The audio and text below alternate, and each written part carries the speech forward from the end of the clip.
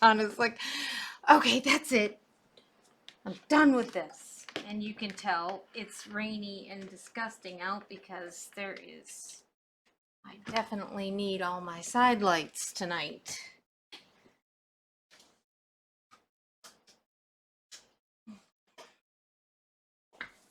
Okay. So, hope everybody's ready for a very smooth class. It's going to go so smoothly. I'm just so excited about it. Yeah. I do have to say, even though these classes have run long, like these past four, um, they have been some, oh my goodness, stop that, serious. Uh, some pretty amazing finishes by the time it was done. So, especially last night with the tray. That was no joyful feat for sure. Okay. Okay. I think I'm sort of ready. So, what do we do for a weighted stand-up that is different than for this shape versus, just a plain old shape? Well, so this person actually sketched out the lines around it and stitched it in. And you definitely, for around the bow, you need to do it. And if you wanted to, she could have just kind of come in a couple stitches and not done quite as much as that. We probably could have muddled through with the way the points are. We'd never be able to turn this bow out. And it would just be not so great.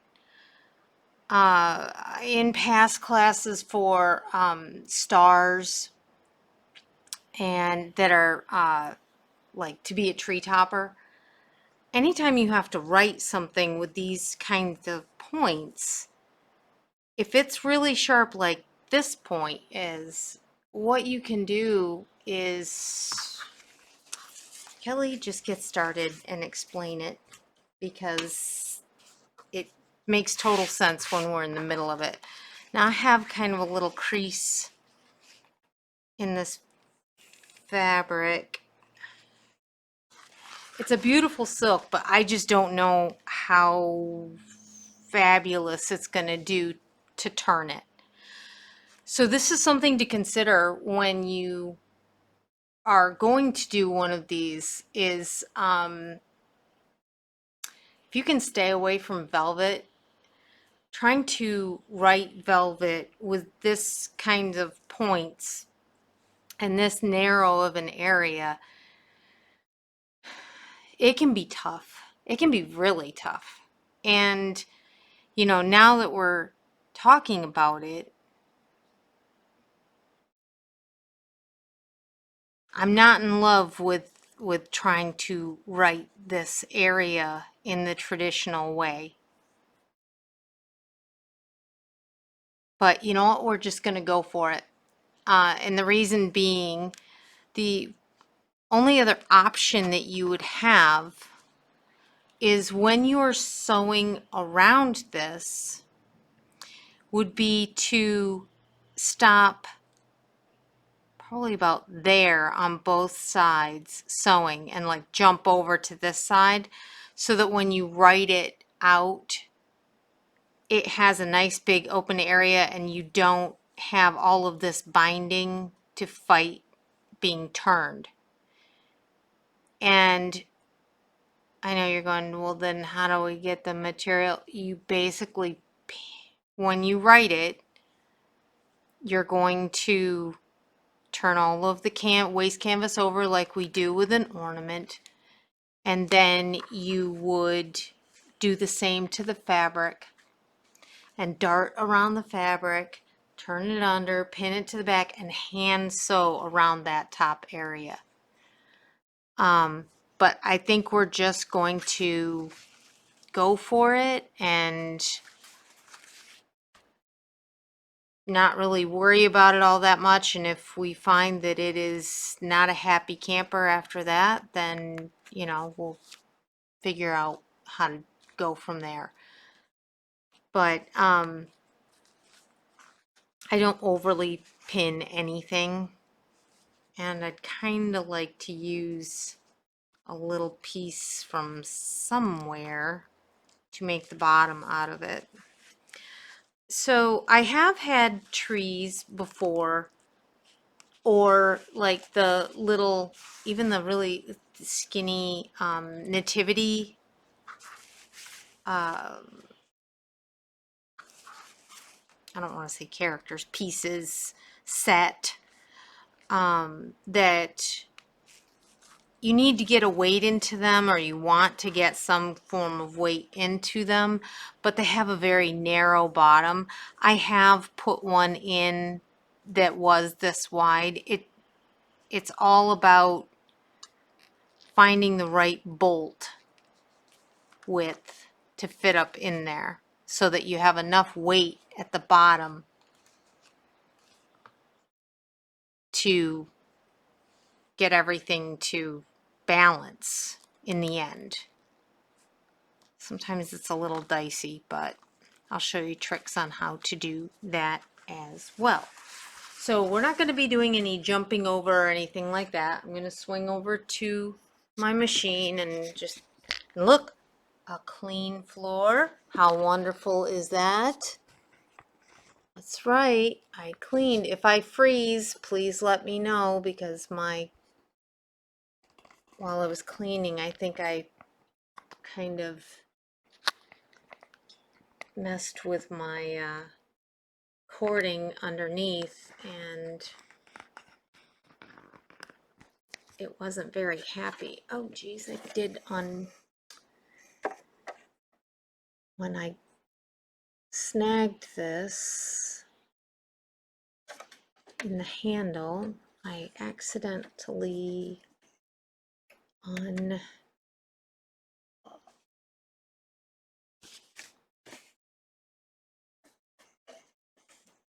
threaded my machine.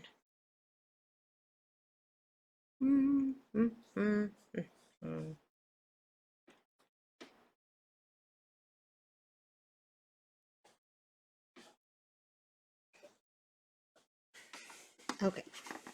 The back is dark, so, you know, we'll just leave the dark thread in. Don't really care. I'm looking at my plug going, why exactly is that looking so tight? Oh, yeah, that's right. I moved everything and I vacuumed and the cord's all pulled weird. So we're going to leave ourselves plenty of room. Okay. I'll probably start on one side, but when I end, no, I'm going to start up a little bit more. I just don't like making myself crazy. I'd rather do a little bit of hand sewing.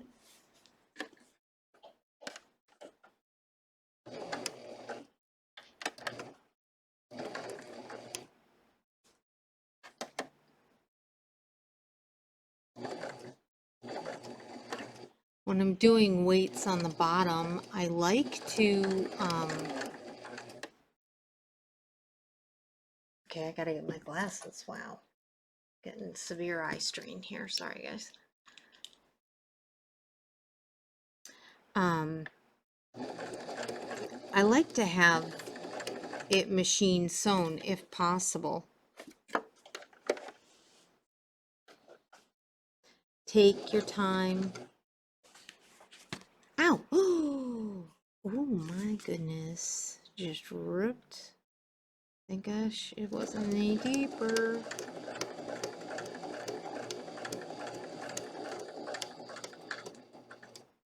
because we'd like to try to not have too much waste canvas exposed, but I don't want to go too far up into the stitching because I don't want thick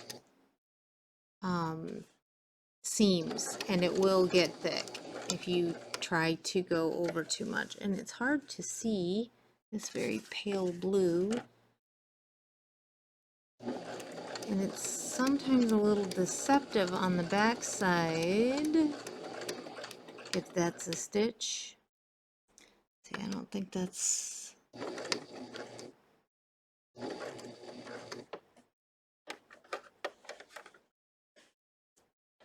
I'm going to cut in like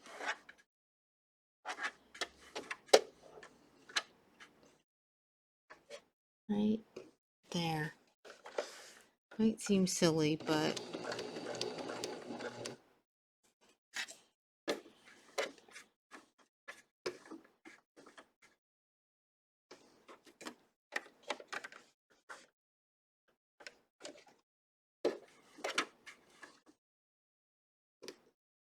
it's funny how too dark and too light makes it so we can't see where our next one is coming. So what happens on these interior angle sharp darting in is that it the material, even though we dart it, is going to fold over a lot, and can sometimes, this is going to have kind of that, there's nothing I can do about it. You know, if you've seen my other like stuffed stand-ups, I try really hard to not get pucker marks on the back. There is no way to not get pucker marks on this. And it's solely because of those angles.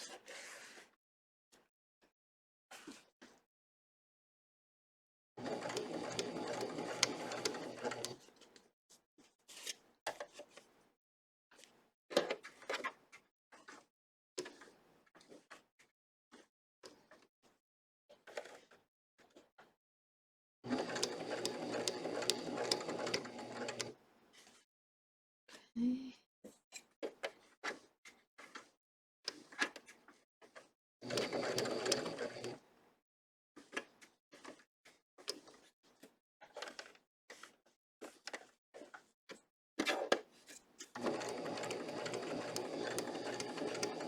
Now, I also have done a few things where I have, I had to do a stand-up for the person wanted it to look exactly like a tube of sunscreen that had the, almost looked like a tube of toothpaste just with a big fat cap on the end of it.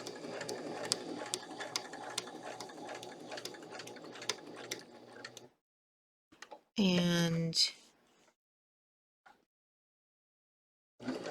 I used the hard interfacing on it, and then I hand sewed the edges together, and then the base where the cap was, I just put a round piece, just like we're going to do with this, put a round piece of foam core in. It looked like a real tube of suntan lotion. It was pretty cool.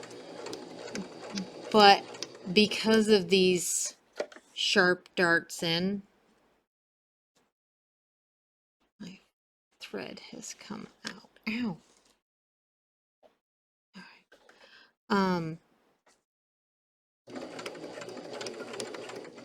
I just don't think it will be forgiving enough on the backside when you stuff it. I think it'd look a little funky. So that's why we're not attempting to do that.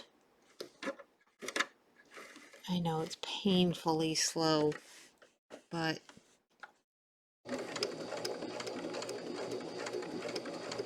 is what it is, right?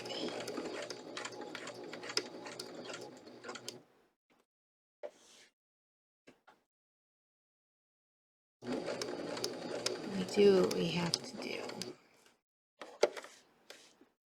Okay, I don't know about you, but the rain on my barn roof here is lulling me to sleep. Such a lovely sound. Until it like really starts to downpour and then it gets really loud in here. It's like, what?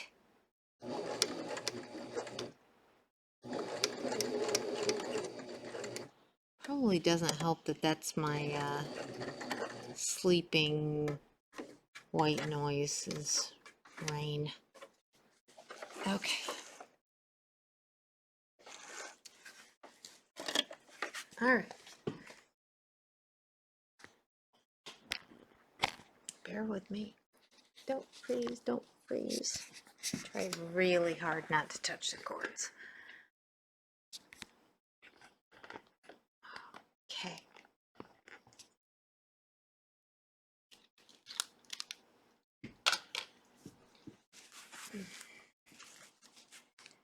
So, another boring part, we get to do the 1/2 inch waste canvas all the way around and then we dart.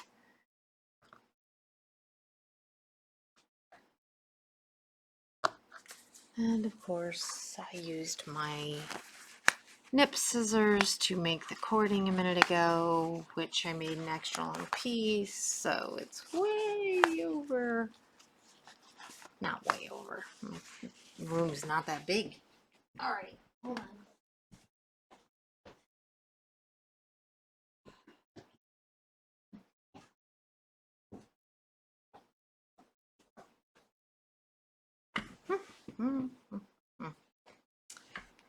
Okay. And if anybody has any questions, just give me a shout. You know, don't be afraid to ask.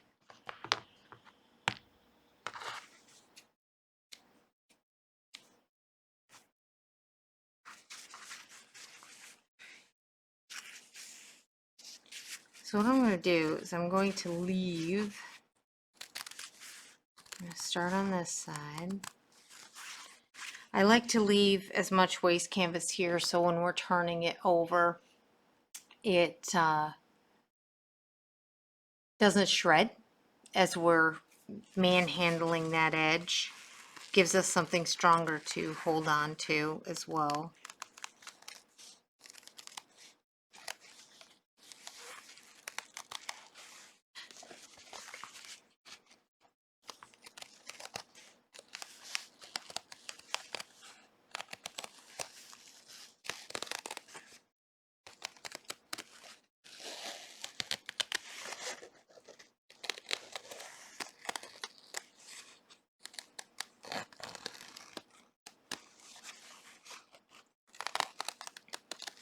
I think one of the hard things to conceptualize, and the reason why I try to be so careful when I'm doing these is because when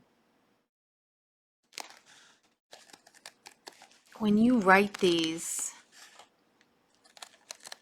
all the areas that we dart to make sure that it is able to have these lovely curves, all those darts shred to oblivion. So then you have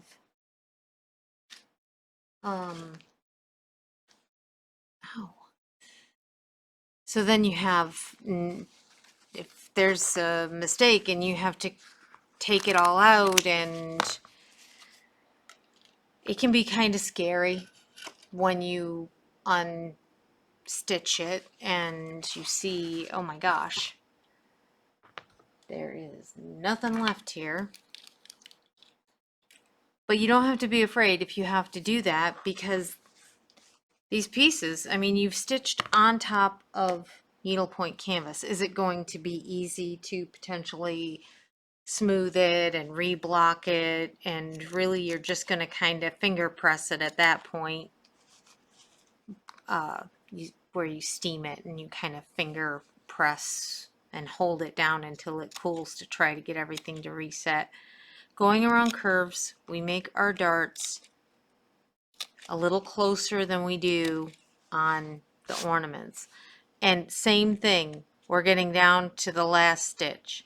If you accidentally cut this one right here, it's not going to ruin anything. You're okay. The pieces are stitched together, but we like to try to give ourselves the ability to have this right as easily as possible.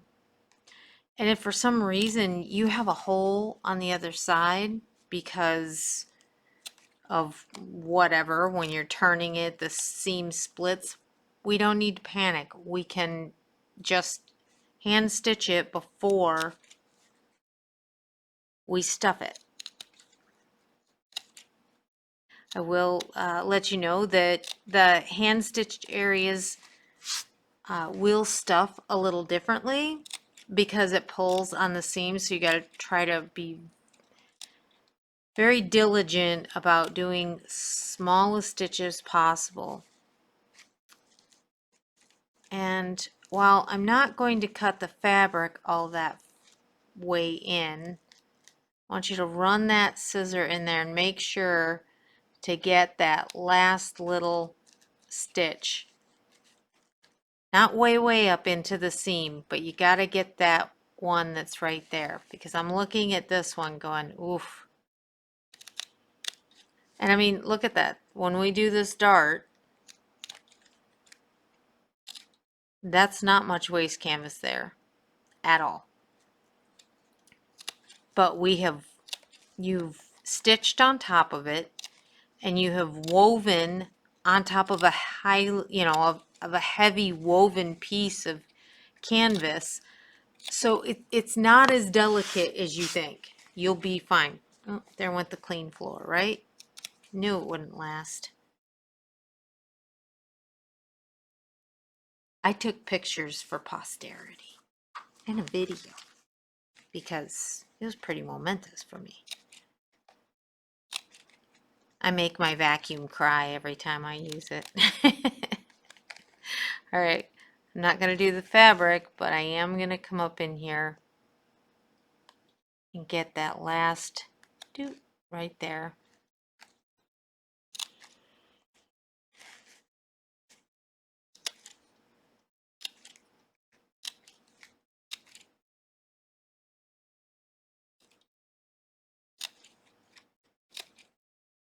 In the video, you can see my dog. He was not happy I was vacuuming while he was here. He's just looking at me like, really?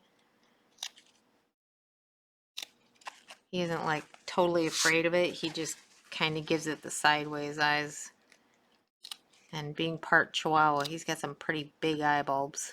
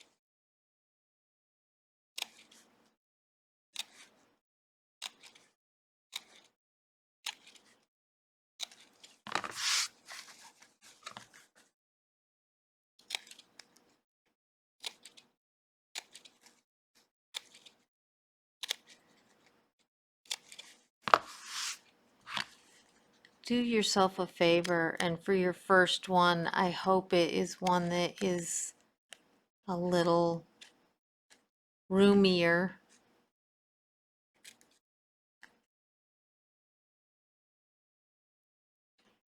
Smaller is always more difficult. Kelly, Yep, I have a question. On those deep in V's, I call them, that you said Yep. go all the, not the backing fabric, but the canvas. Are you going through the last, like horizontal canvas thread? yeah. This, Okay, so it's this one, uh-huh, it would be considered the vertical thread that's right there, okay. is the one that will impede it turning. So you want to go through that? Yep, Okay, yep. That's the one I keep going back in and trying to wheedle between the material. Material's more forgiving okay, than the needle point when it comes makes to sense. when it comes to turning. It's just Okay, it's so thick. The canvas is so coarse. And just like it's on the back of our ornaments, that's why we don't go way up when we make the darts on the backside material, because it just has the ability to stretch a little more, and we aren't working with a finite edge with the material like we are with the stitched piece. Here's the waist canvas, and that's where you got to go to. So there is no forgiveness there. okay, thank you. Yep. Now, one of the things I was talking about earlier that I then didn't talk to you about when I was sewing on the machine because I was hyper focusing. If you have extremely pointy points on a tree, very long, don't sew the end. Go, I can draw on here. If it's sharp like that, you're going to come out, you're going to stitch along, do, do, do, do, do, do, do. And when you get to about 1/4 of an inch from the end, do your back stitch and jump to this side and stitch down that side from there. Leave this unstitched, because then when you go to turn it out, you can actually turn out further, because if you stitch this area, it binds all the fabric on the back side, and you'll still end up with a point that looks like that. If you don't, if you jump it, you can probably get out to about there. And the material and the waist canvas gets so tight in the end, even though it's not stitched, you don't even have to go back in and try to hand sew it, because it's so packed in that point with the waist canvas and the material, it doesn't look like an open hole. So that's how I do the stars that have the sharp points. I learned that you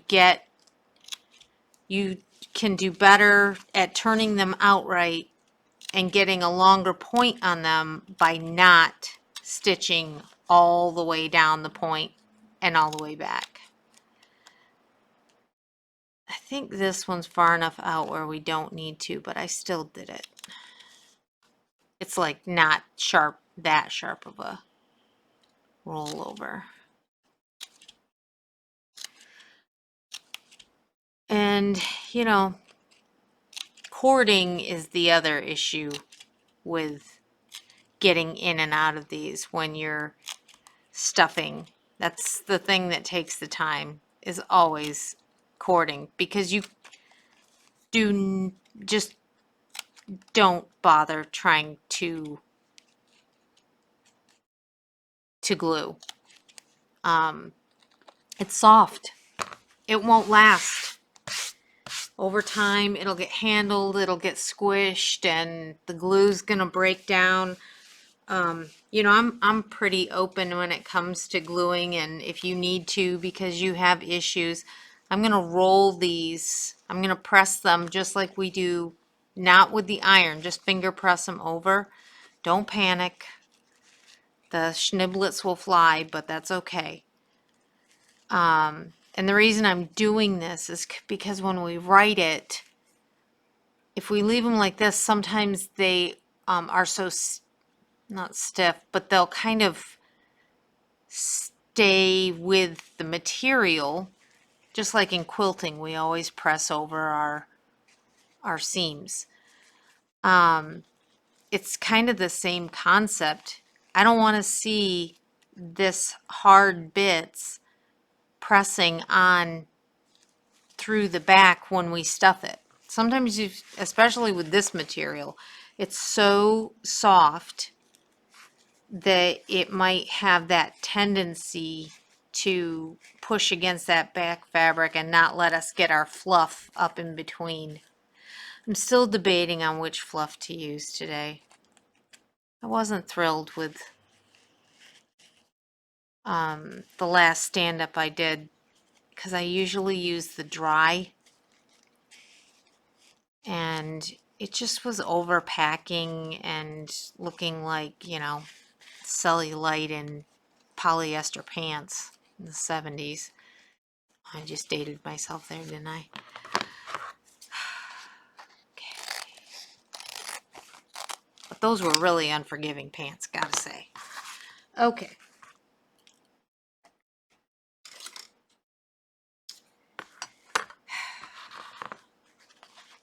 There's no pretty way to do it. Just dive in.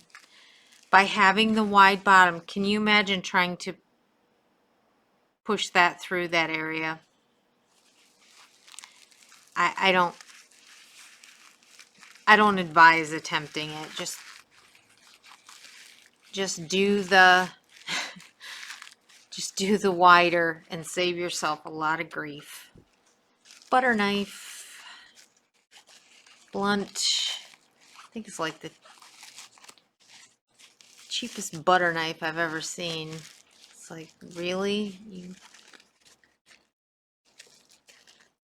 Alright, that bow is going to be ugly, so.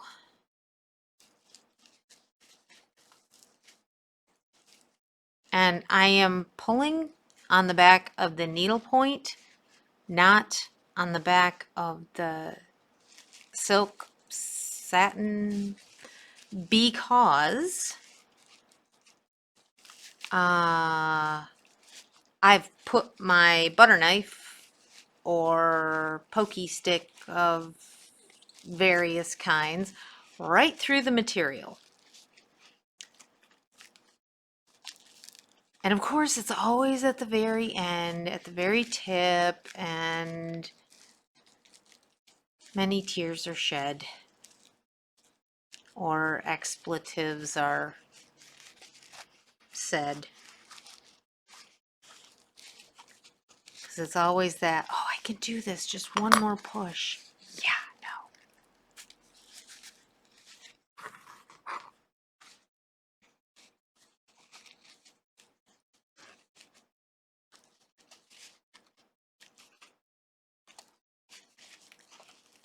Come on. I know you are not even close to being fully turned out. Come on, man. Dull needle. Put the needle into the canvas. Don't let it sink into the back fabric.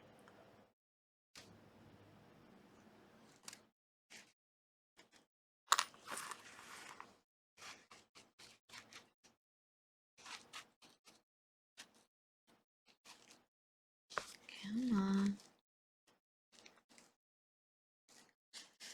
Well, I should see stitching. There we go. Keep going. There it is.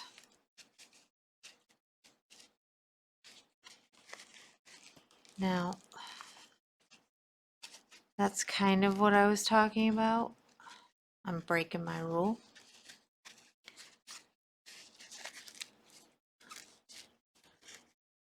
If we fold that under, that material is going to relax. Okay, it's fighting me tremendously because I'm not letting that larger piece fold. See, and look, waste canvas. I am using my fuzzy cording because it's forgiving. Now, look at how tremendously bent that fabric is, and it's all because that really hard angle that was right there. That's nuts.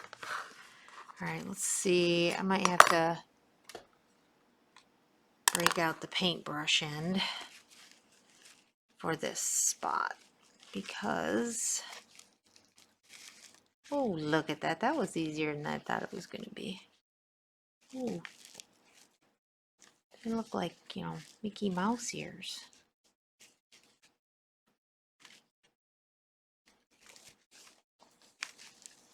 Come on.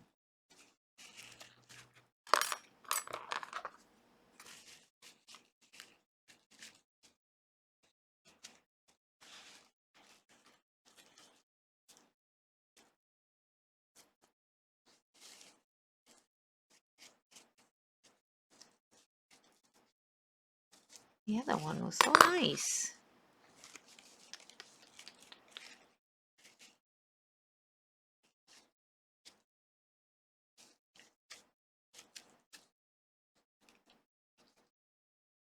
See, if we hadn't done that last stitch, it would be really, it would pull. Let's see if we can get this to come out anymore, or if that's just how we stitched it. It's okay.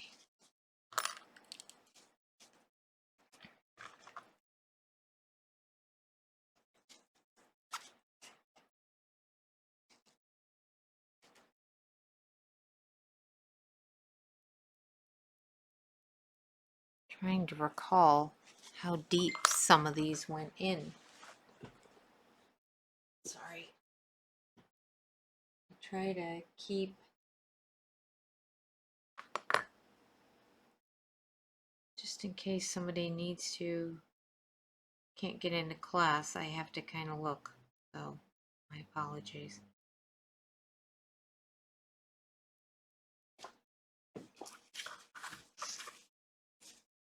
All that for nothing. Not nothing.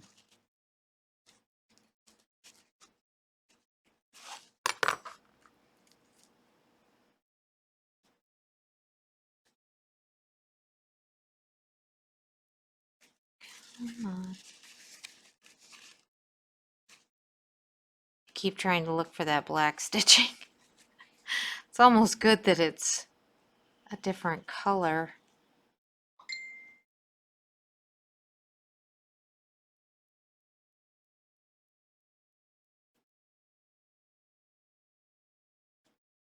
There we go.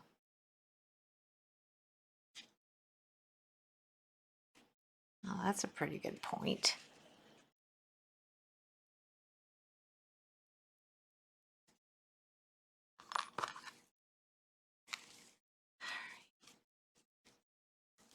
Now this one was not pointy. It was kind of just a nice curve. I think I'm going to try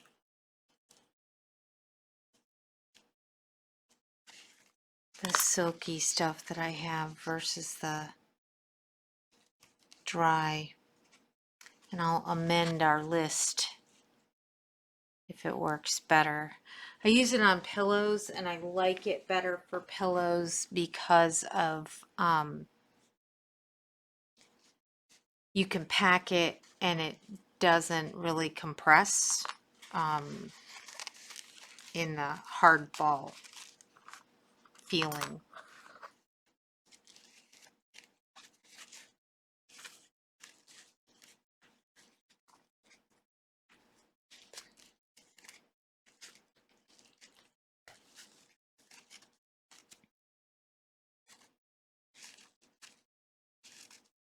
But I don't know if it'll behave the same way in confined spaces or if it'll just annoy me. Okay. 2 to go, guys. 2 to go.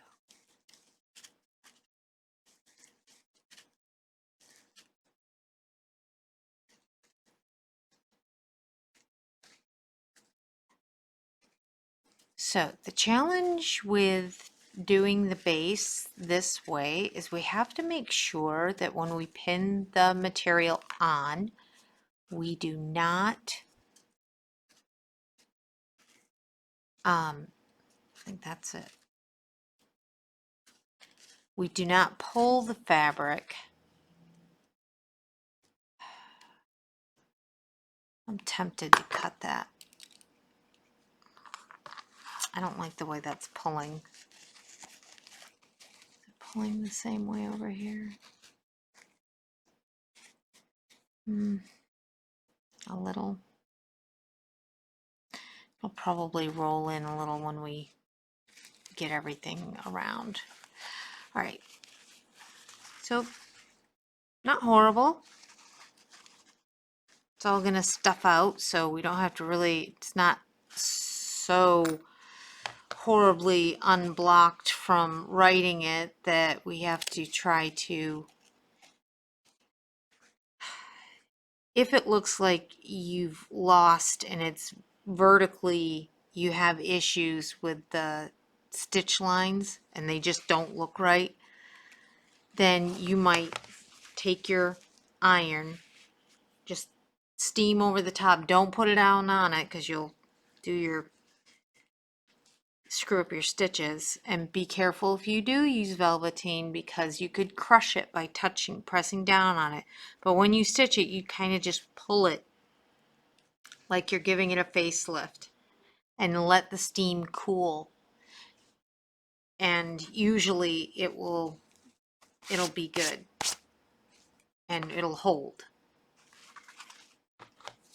because you've reset all of that sizing.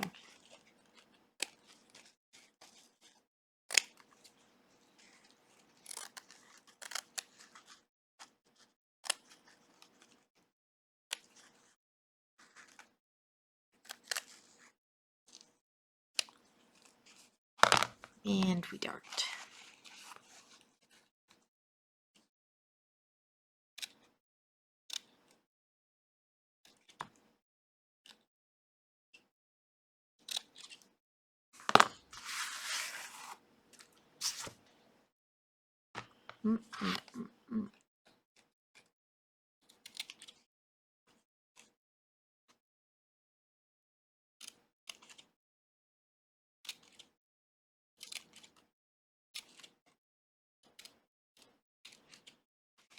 So I am taking that right in.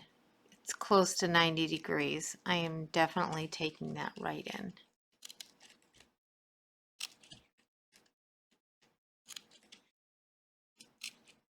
Leave this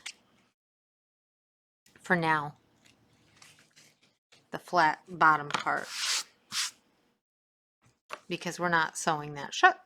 We don't need to mess with that, and again, gives us a little extra that we're not just shredding to oblivion.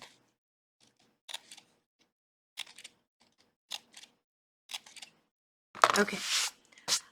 If for some reason you see on the video that I didn't list something on our supply list, I'd love for you to let me know, because sometimes I think I have everything and not so much. We need to steam just these few pieces over, just like when we do our ornaments. Okay. And that is because we need this line to show us where our material to turn it all under. Come on, iron. I didn't think I was gonna need it, of course. So I let it go to seep.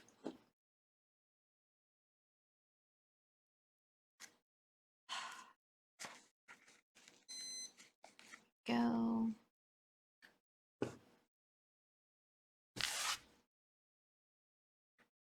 Steam on. And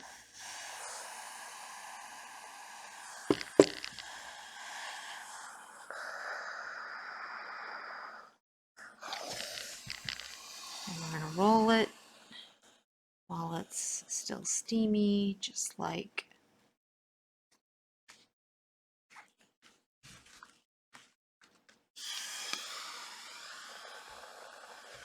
really. I have to get a new iron.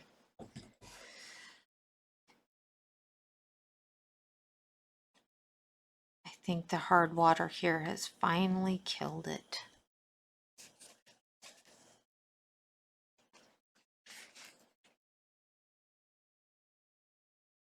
And because it spewed a bunch of brownie kind of water, like it was something out of The Exorcist the other day. I was like, what? Not near my needle point, you don't. Because it was like at the very bottom.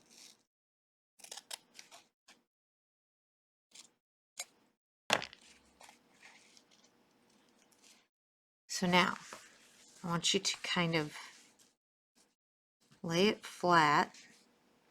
Make sure that the material is,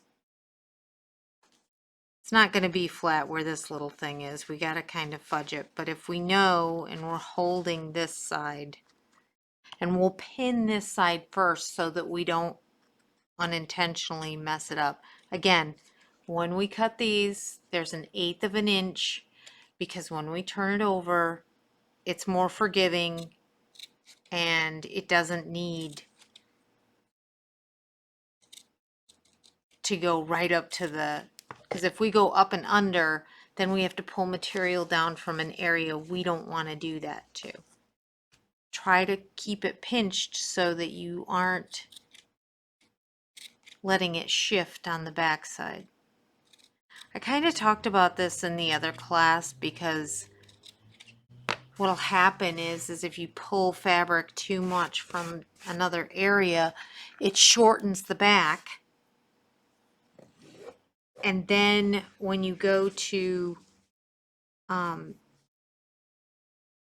put the bottom on it, if you roll it under too far as well, you end up having a piece that stands like facing a little forward, like he's standing into the wind. All right. So I'm folding that over. I'm going to get rid of that stitch because I really don't like how it's making that material behave. And now I'm just going to grab a pin and I'm going to pull a light over because this material is so dark. You put it into the fabric and then press it into the needle point. Doesn't have to be really, really far or anything. I'm going to lay it back down to get my fabric to behave again. I'm going to pull a couple more tabs under.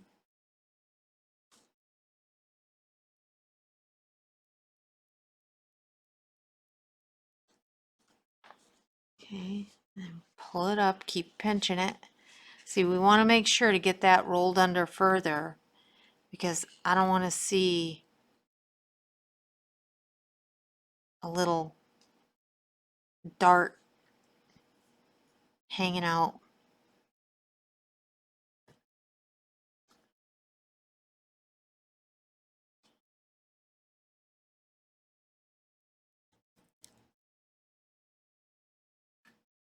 Mm.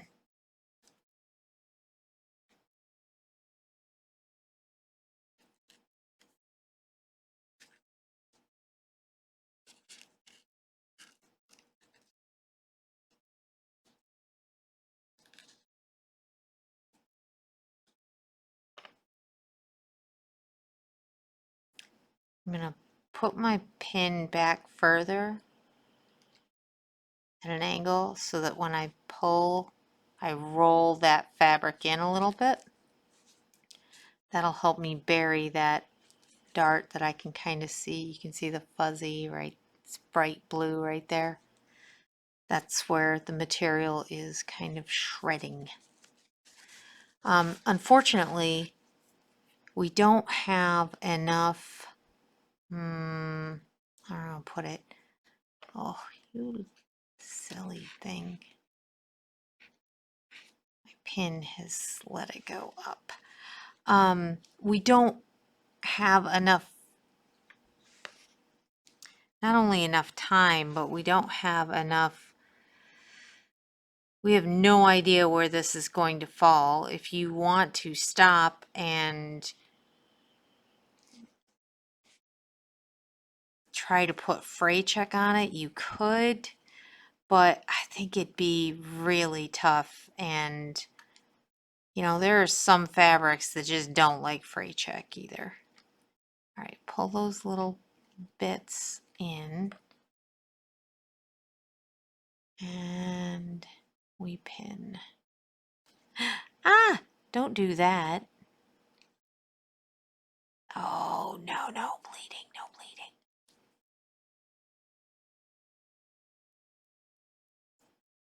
You know what the one thing I did not find today was in my studio? My Band-Aids.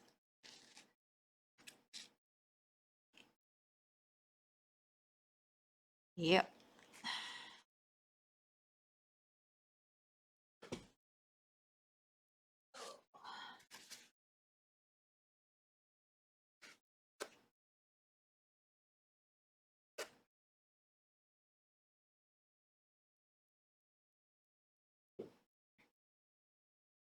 So I have to punt because I'm not getting blood on this.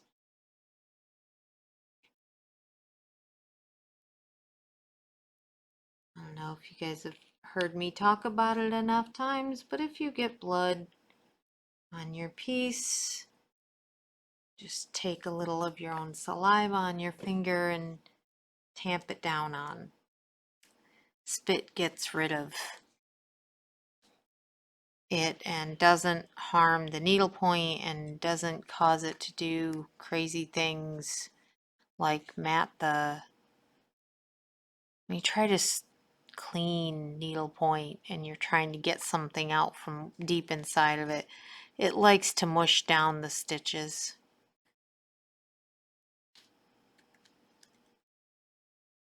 And it just never looks right. Okay. All right. Let's see how we can do on this side.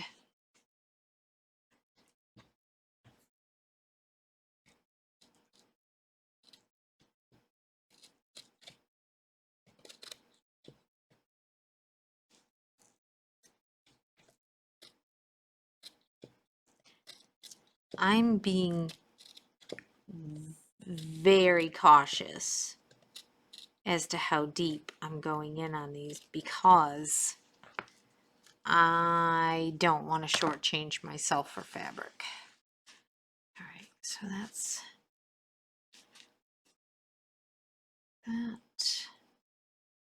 Just get rolling that under, and we can always pull it out. You just take your needle, kind of pull it towards you. We can always pull some stitching under too if we need to.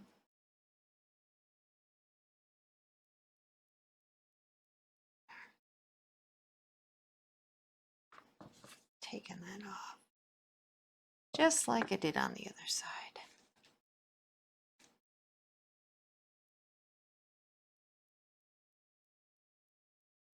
And again, on the material side, I try to use the thinnest profile pin that I can. All right, I'm gonna push this. I don't like the way that's behaving. Jeez. Maybe we'll take a look at it once it's stuffed, and maybe the cording will make it behave a little better, hide it. Okay, now I gotta put this back down, pull that. I'm gonna do another, just a little tick right there.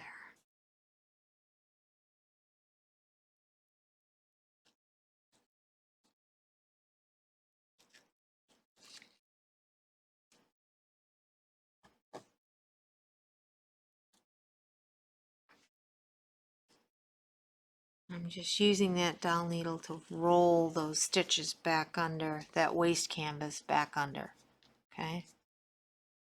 Of course, as soon as I try to pick it up, what happens to it? Pops back out. Take. So the other night, I finally got the opportunity to try out my new curved needles on the box stand-up because it was a silk on the back. Oh, they're so nice. The silk was definitely one of those that just runs when you puncture it. And it was such a small hole, it wasn't too horrible. I make it sound worse than it was as far as, because it had a little bit of that wrinkled pattern in it, you could hardly see any of it. I can see it just because I'm hyper conscious about it when it happens. Okay. I'm working to get as much of this under the waste canvas and hiding it so that it's less work for me when I hand sew it. It's really about that prep.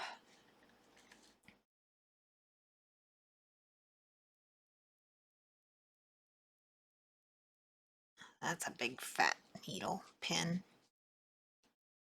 Okay.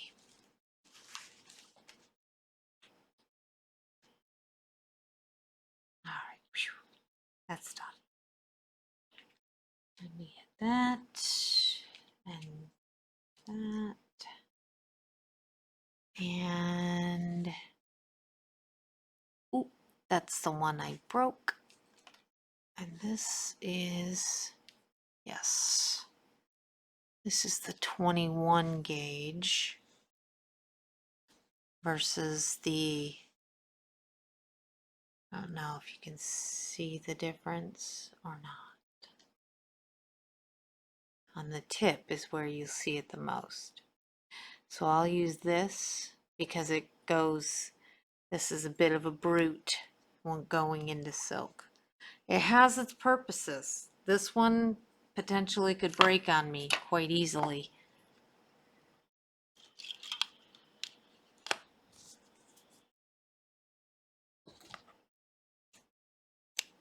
Not doing a ton of fishing line on this because not that big of an area, and this tends to scar the fishing line and make the fishing line break the eye of this. So we'll just not run our, okay, just in case you haven't ever seen me do this, I wrap a loop, hold the section and go 1, 2, 3 times through the loop and pull it. Now I make a loop, I hold the knot next to the other piece. Let's see if I can get a shadow on it, on the cross, and do 1, 2, 3. So then when I pull it, it should pull against, the other knot to make a nice large knot. And then we set it with a little glue, hot glue. and hope it doesn't make it all unfurl.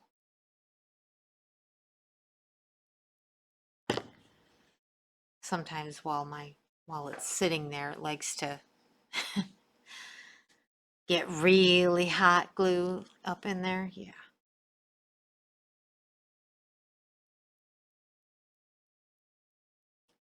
Okay. Now, when I close a pillow or anything like that, I like to go start on the needlepoint side. Okay.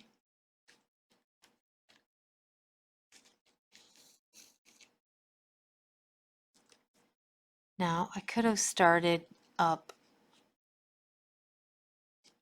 No, I can't start up on that side. This is just how it has to be. I want to bring that down so it's kind of a straight at the bottom. And we're going to do a ladder stitch, which means take that pin out, Kelly. It will not work if you don't. So I'm going to come up. I'm actually going to bring my needle right under that first stitch because I don't want my line to roll over that. Ugh, this is the problem with pins. It's like, okay. So when you come up, I want you to come up on the back side, not up through the front like I had it. Okay. Yeah. We're going to go up and back, I think. So we're going to, here's our fishing line right there. So we go straight across from it. Grab just a little bit of fabric. Make sure you do not come up through the front side. You're going right in between that fabric we rolled over, like that.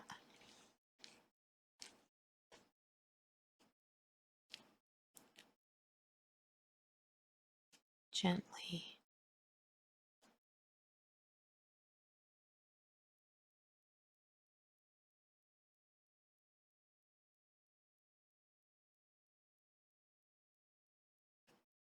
This time we go up.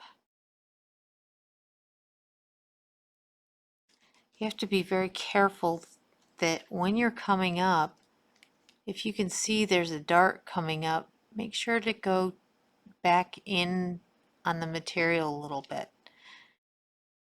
Your cording will cover it if your line can be seen a little bit, but you'll rip right through that void and you'll shred that area.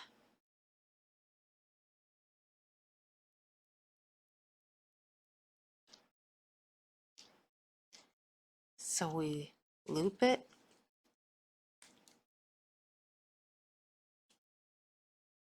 Pull it back towards. I want to let that pin out so that it's not pulling against that fabric and making it shred. Let me push this down a little so you can maybe see sort of better. Okay. And we're just grabbing a small stitch here, grabbing some fabric there, pulling it towards our needle point. Okay.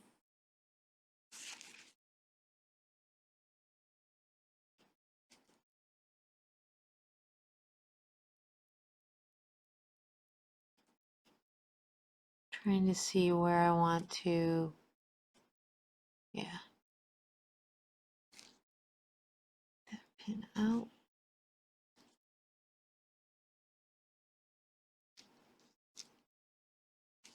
All right.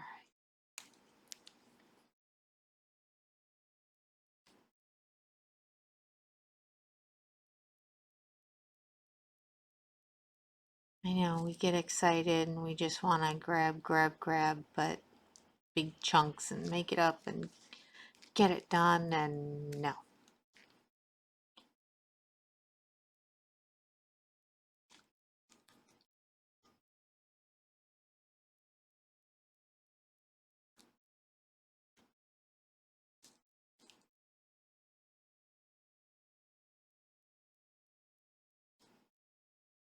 Try to pull that stitch in. Now when you're writing fabric, a piece, not just fabric, that beginning stitch loves to create a pull mark. But we can kind of, really nice thing about needlepoint is it loves to pull together with the other piece typically. No, I don't think I have that unfolded all the way. That's what the problem is. Righted correctly. That's it. All right, so let's put a little knot there. I think we have more fabric there. Yeah, there's more needlepoint buried in there. There we go.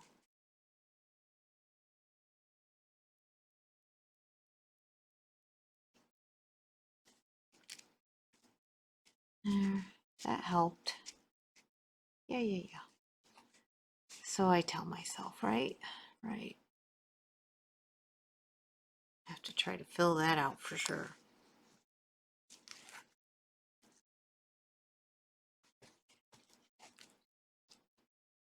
All right, now we take our tail,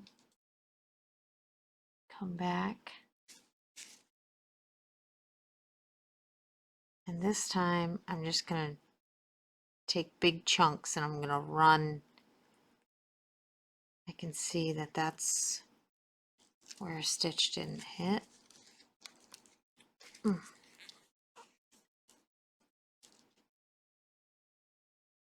Oh dear, that's gonna annoy me.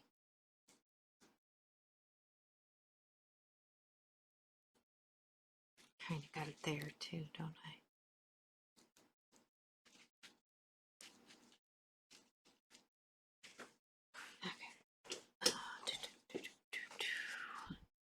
And I'm just going to, I can tell that there isn't a stitch right there. I'll put that in. There's the in-between one. Oop. There. Okay.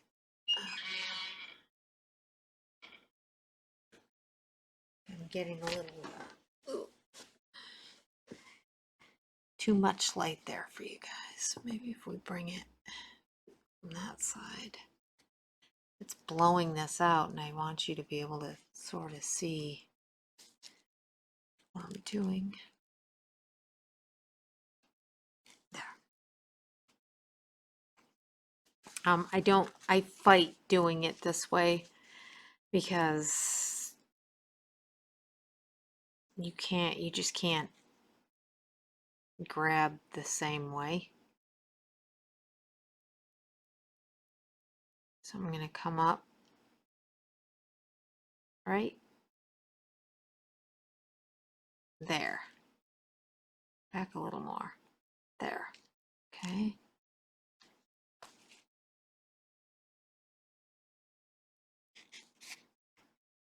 Because I can see that I missed this piece here.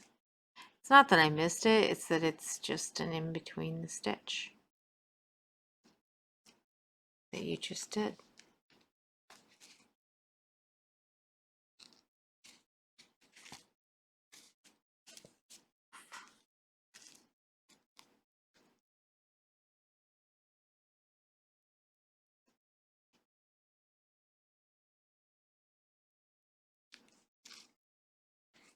The other reason I'm coming back down is because I don't think we hit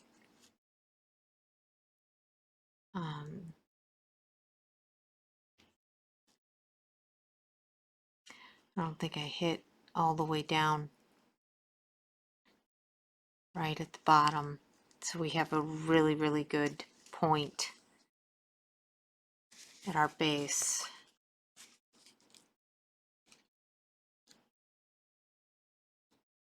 We have to definitely make sure we do not cut that when we're darting that bottom.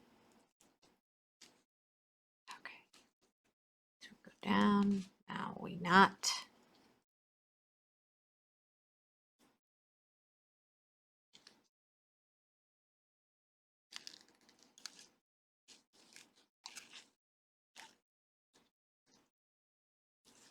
Okay.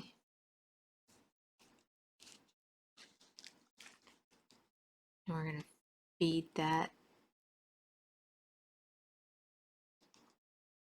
right up through. Pull our knot, leaving a nice long tail. Pull it kind of tight. And that leaves a nice long tail there for it. All right. 1, 2, 3.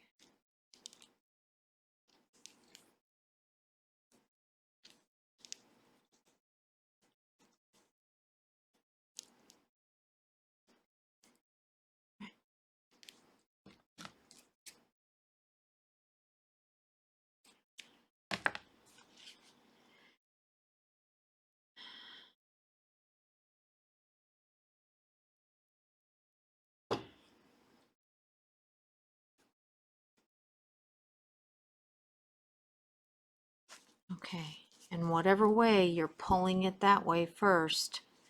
So that means starting at the top and working our way down this time. Oh, I lost my pen. It's okay. We're gonna have to move that one first anyway. Okay. Here's our thread there. Come in.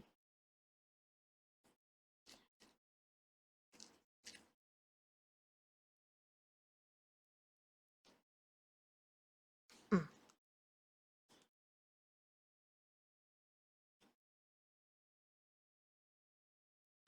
Oh, okay.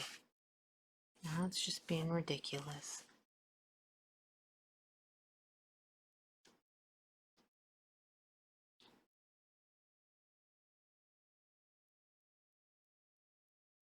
I am happy to see such a wide base on it because the bigger the base, the bigger the bolt I can use in it to help keep it stable.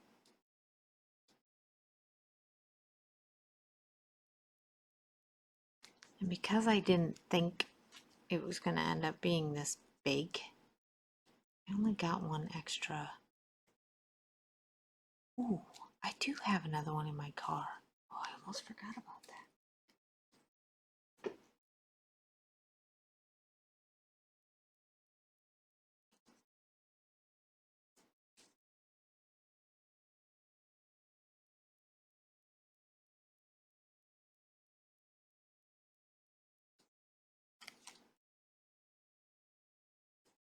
I don't think it's weighty enough once it's stuffed and everything. You may have to take a tea break while I run out to the car in the rain. Thought I brought it in though. I'll have to look down in.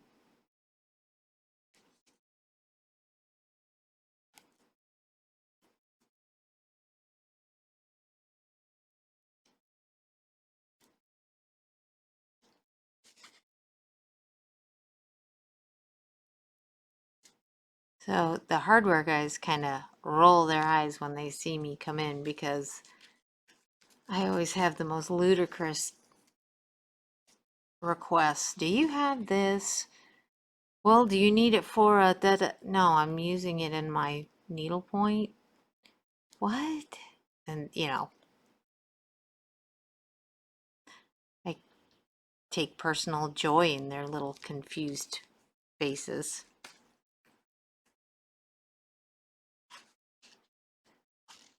But I had a fun surprise today because I went into the nuts and bolts and nails aisle, and my hardware store has gotten the little local one that I hardly ever go to because it's really way too expensive. They got shop cats. They're kind of little teenage kittens. They were running around having a good time, and it was cracking me up. Like, I would not get any work done if I had shop cats. And my studio would probably be a bigger mess than it already gets into when I'm busy. Okay.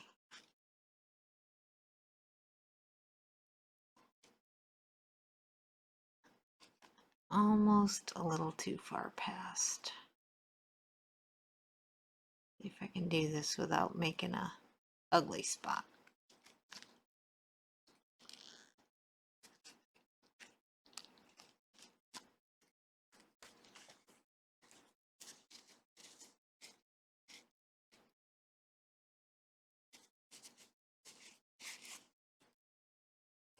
All right.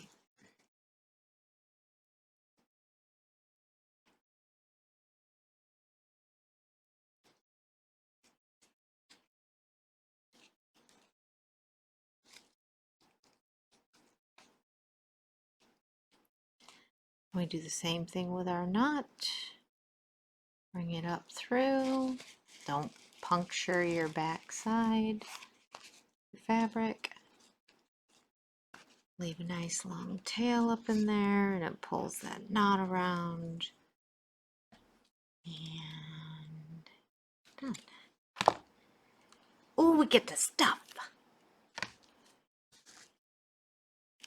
Let's get these things off because this stuffing, a friend of mine, I don't know how she equates it to this, but I let her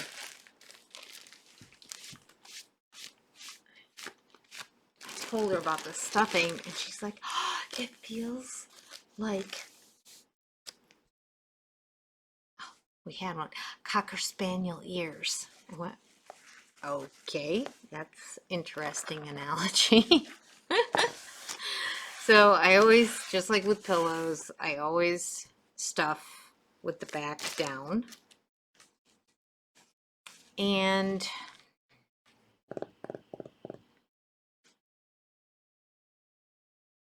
I'm wondering if I shouldn't turn this in. This stuff catches on everything. It's awful. But it's so lovely.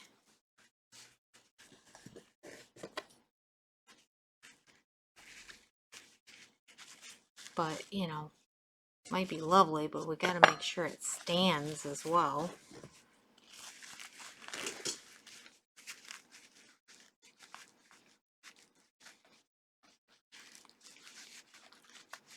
Get that right.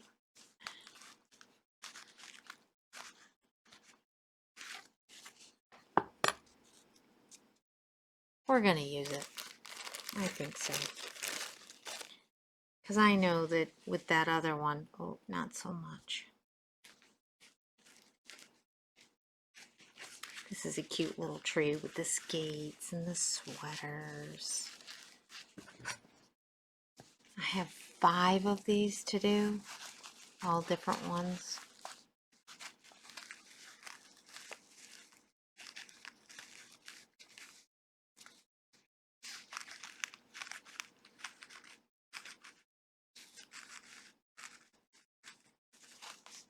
Oh yeah. Oh, I like that much better. Now you can see that some of my, it looks like some of the darts have went to the back side. It's tough to try to get that fluff up in there. So let's just try to make sure we're got plenty up there. Everybody's happy. No cellulite.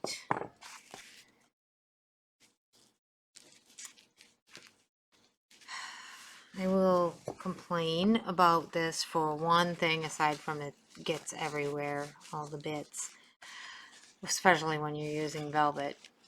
It is a little expensive. Definitely use your coupons for the largest bag.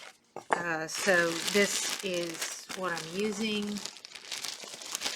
It's called Silky Polyfill. All right. You can't see it. Oop, I'm behind the lamp, aren't I? Hold on. There. Don't be fooled by the other kind that says it's super soft and it's got purple label on it too. It is not the same stuff. If it doesn't say silky, it is not the same. Come on.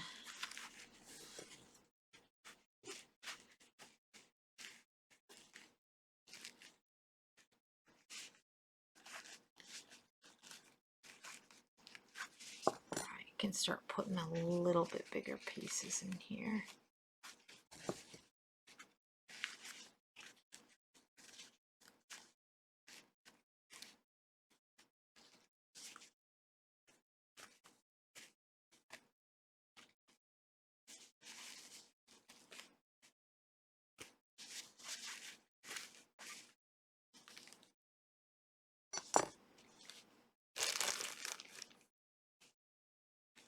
It's going to have all kinds of weird shapes as we stuff it and manipulate it. Don't worry about it. Sometimes those trees that have the really long points on them can be pretty hard to stuff. If you're really concerned about it, like if you have a point that's way down, goes way deep that way, I used to leave a gap at the top so that I could stuff down into those points because sometimes they were a little too thin to get my hand up into. It's a thing. You can try to do that. Now, see that this little guy right there, it's going to be a problem because he's folding over on himself. Those sharp points, they do that, and they don't want any stuffing in there whatsoever. So try running that little bit of fluff up in.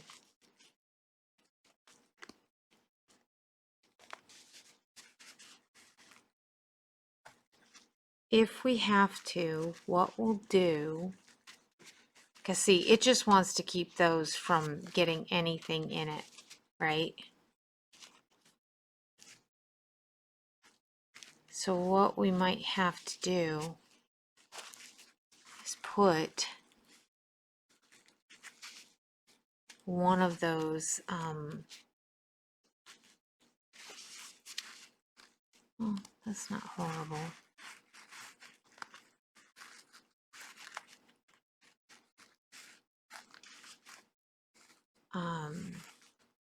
Remember what I talked to you about with the other fluff?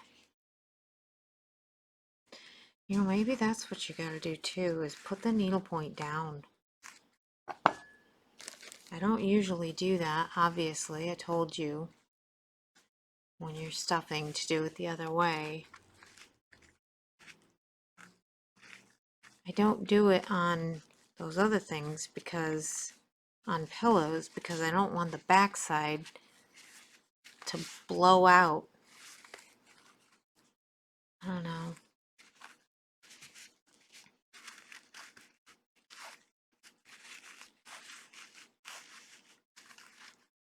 My thought is I don't want to go too much further. If I need to take some of the dry and roll up a little ball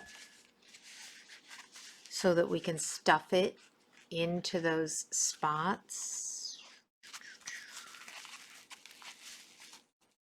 I think I can do it with my hand. Okay. So this is the dry, and we need one about the size. I'm putting a little spit on my hand for a reason. We're gonna literally work it into a hard, ball. Kind of felting this down, for lack of a better word. Right? Let's get that hard little nodule in there.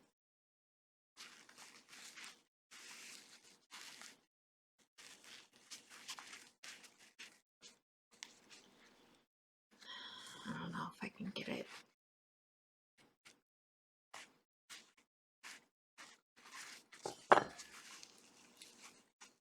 There it is.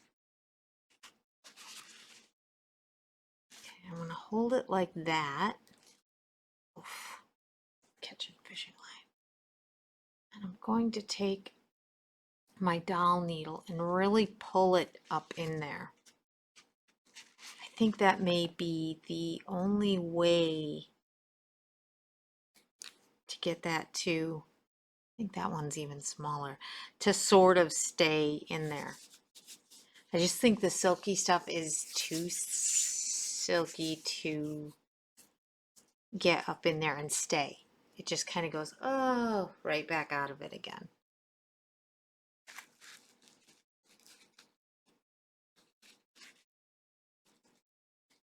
I lost it already.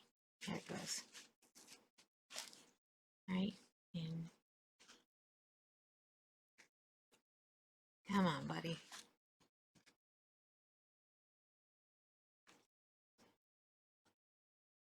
Now, if you've never seen me do the doll needle trick like this, where I'm putting it through the face, I apologize if I am shocking you, or, oh my gosh, you can push that little hole right back on the face of the canvas and you'd never even know I've done it if you hadn't just seen me jab it in. So, come on.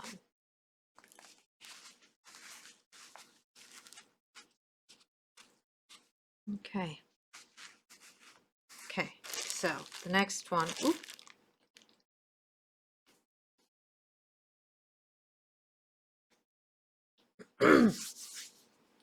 I literally have felt wool over there that I could felt down.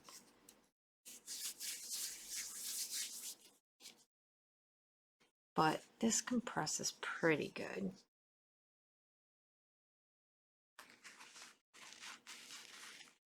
You know, it's like you want it firm, but not too firm.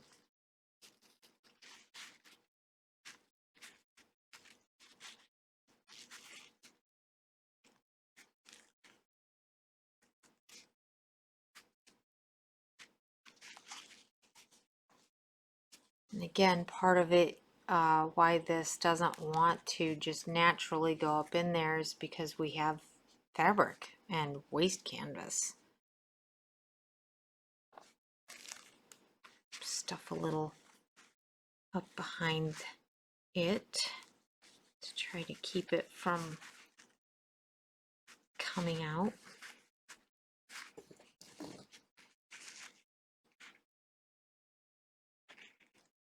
Okay, let's do the other side. I don't think we can get much better than that.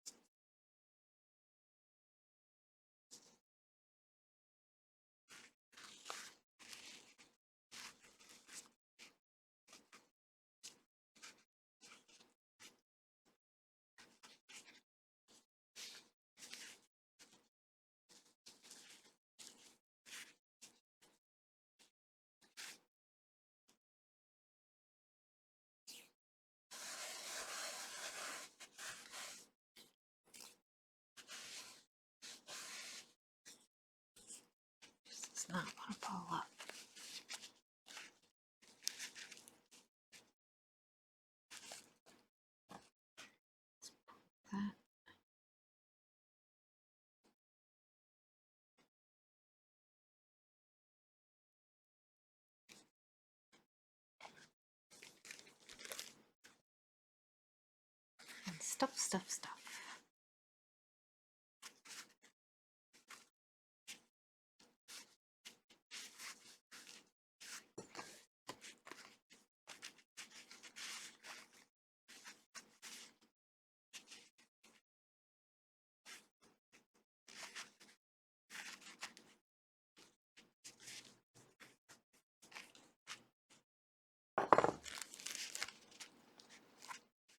I think we're shifting. No, no, no. Stay in there.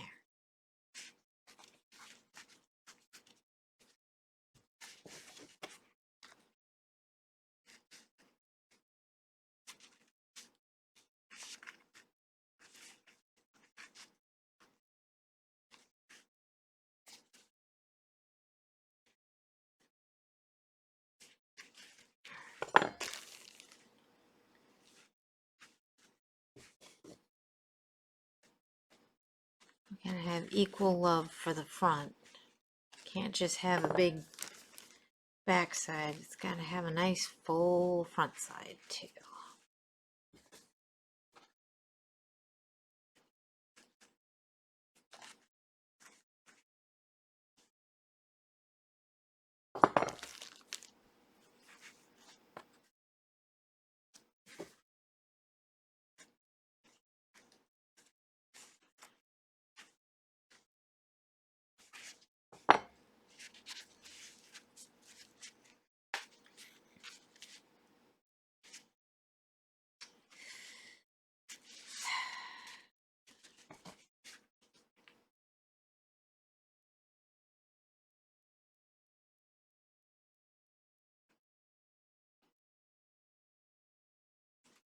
All right, I gotta stop fussing at it right now because what's gonna happen is when we start doing the cording, it's just going to kind of have a mind of its own anyway and might get pushed back down from us manipulating it. I think there's a bit of silky fluff in with this stuff.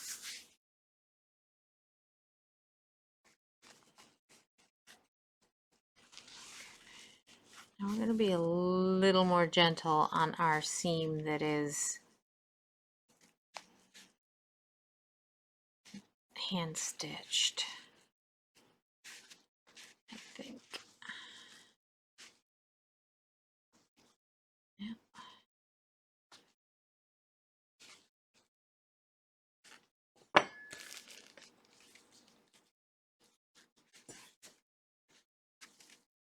And we don't want to overfill the base area because we have to fit a bolt up inside of there.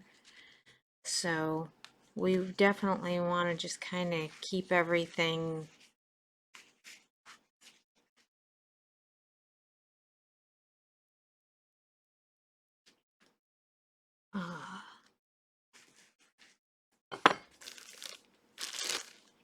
packed, but not too packed when it comes to the bottom. Whoops. Keep pushing it off to the sides.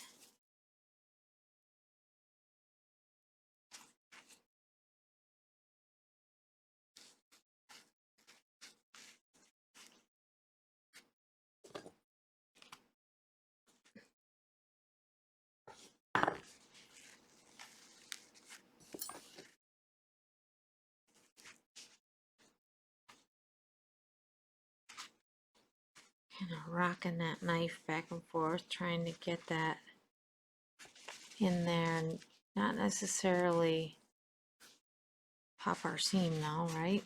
Nope, none of that. We aren't having any of that.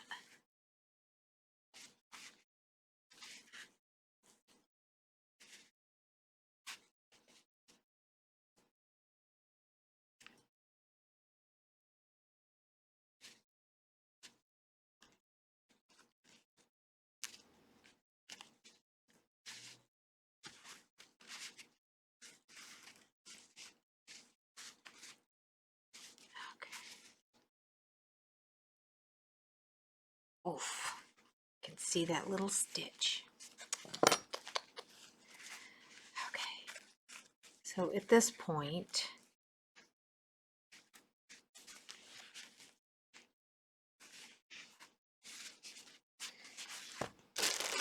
I'm ignoring those bits because they're making me angry. Oof.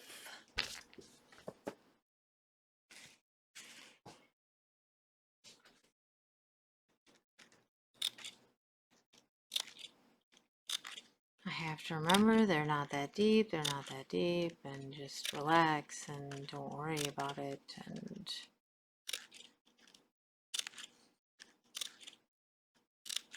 you know, do what you can do.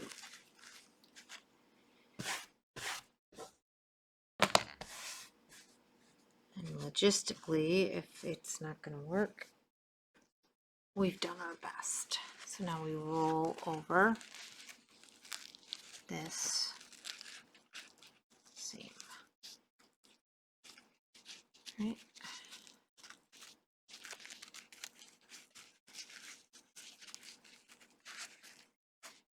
Now, we can see it's going to be approximately that high. I have about a 1/2 inch above. Yes. We need to do some darting. It does not have to be crazy deep.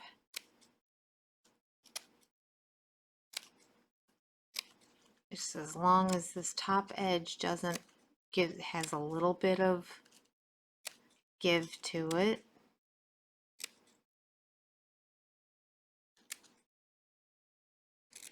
I know, you're thinking, Kelly, what does it matter? It does, it does, it does.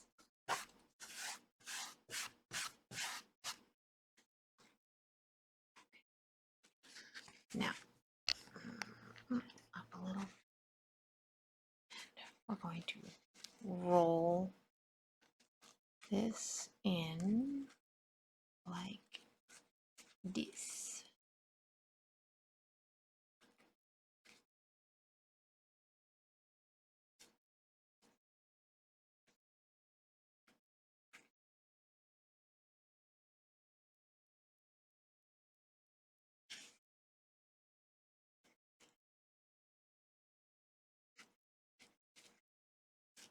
Rolling, keep rolling, come on, get in there.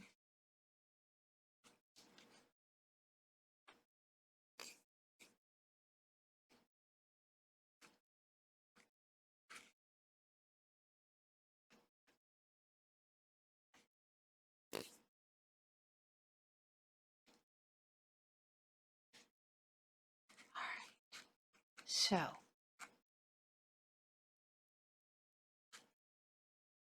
typically, I make a template on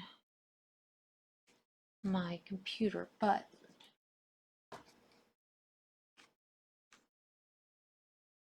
no, you're too big.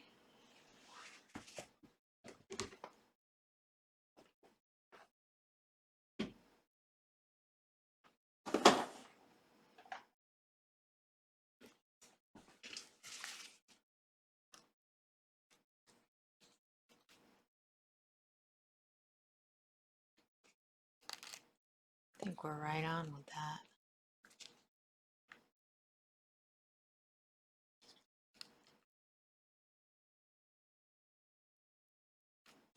Pretty close.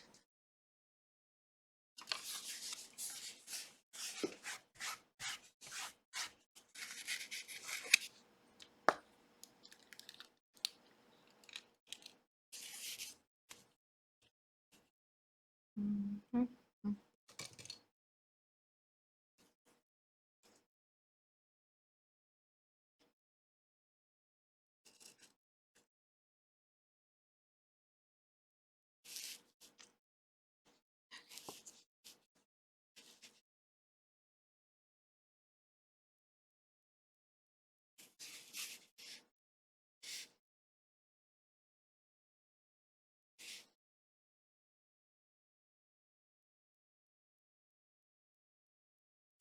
Now, don't think I'm nuts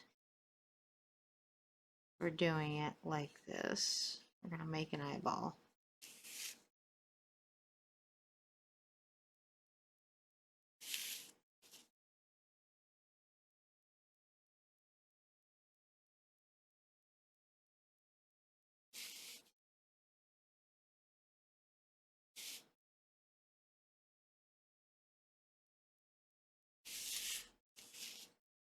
So my thing with I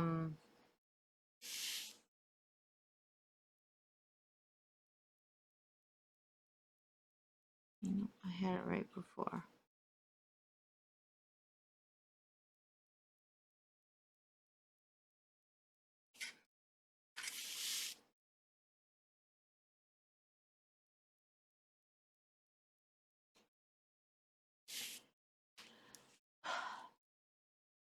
I will send you a video of the computer program. It's how to use the computer program that I use. I use Publisher. And I want it to be rounder than what I know the computer might create. So this is why I'm doing what I'm doing. And I think I need to fold over just one stitch to make it flat, a straight line all the way across, because we lose a couple. It just keeps coming up like that. It just doesn't look as flat as it should. So what I do is, where's my bolt? So here's my bad boy bolt. It's a 1-inch bolt. That's approximately 1 inch. See if I can get it. It'll fit right down on there. Probably about 1.5 inches circle. So I get this bolt, I get one nut. They don't always like to go all the way down. And we don't need to have that yet. Okay. Now, you want to try to have it stuffed as, pretty close to what you need. It's obviously going to fill out some more because we haven't filled it all the way. So if you wrapped this, I'm going to wrap this in the silky stuff in a second. So what you do is you just hold it to about the size you think it's going to come out to. All right. And that's about 1.25 inches by, got to get on the seams here, by about 1.5 inches. So you go into Microsoft Publisher, or you go into Word, or you go into this program that is an open source program that's free that's called Apache. And I will send you the link for it. It's super easy to use. I'll send you the video on how to use it. And you make a circle that measures 1.25 by 1.5. And then you print it, you cut it, it's a perfect oval. If for some reason it doesn't quite fit, you just shrink it down a little bit and you're good to go. Oof, that's an ugly spot. Okay, I gotta stop looking at that side. So this is 1.25 inches by 1.5 inches. So it's not a perfect oval, obviously, but I do like that it is a little rounder.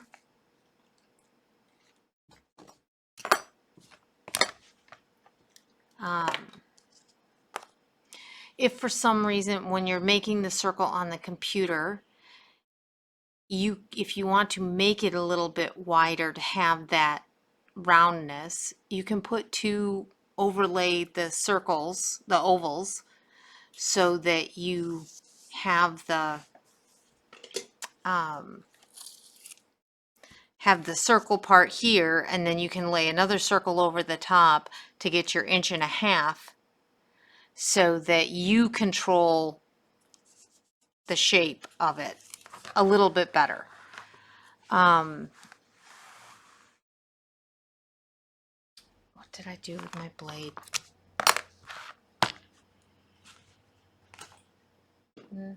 There it is.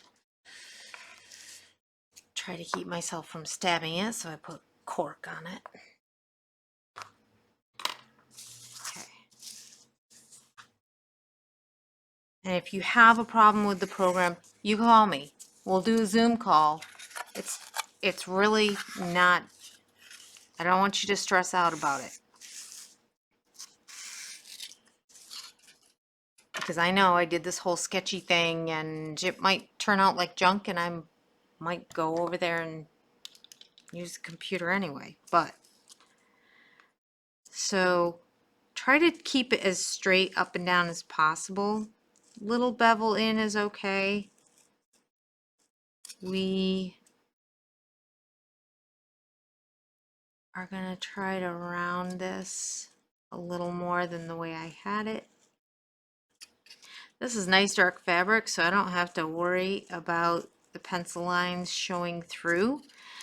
But if you got a thin fabric, you're gonna have to erase all of that off if you do it the way that I'm doing it. If you have a template that you just trace around, you don't have all this schmutz underneath to have to hide.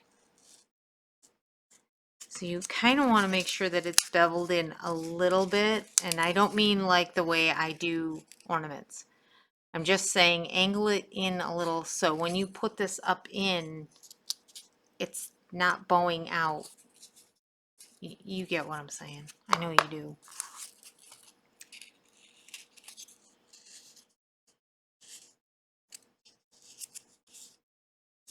All right. Let's see.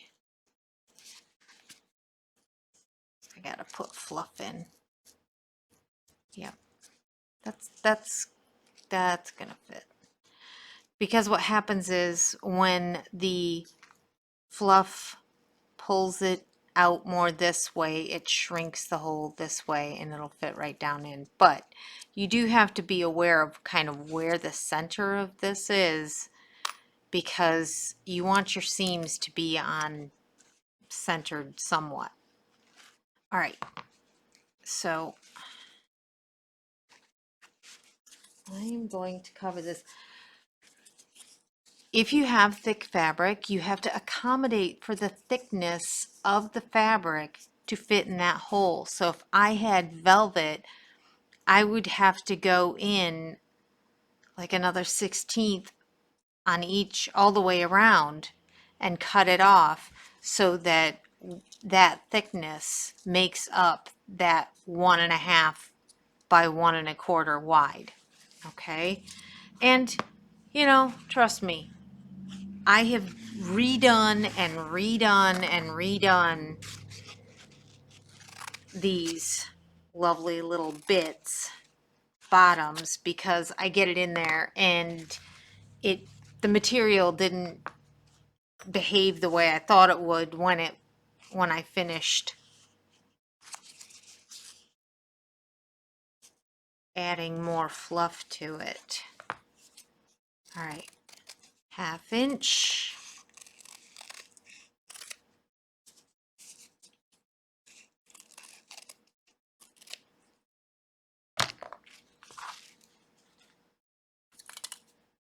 What are we at? 651. Okay.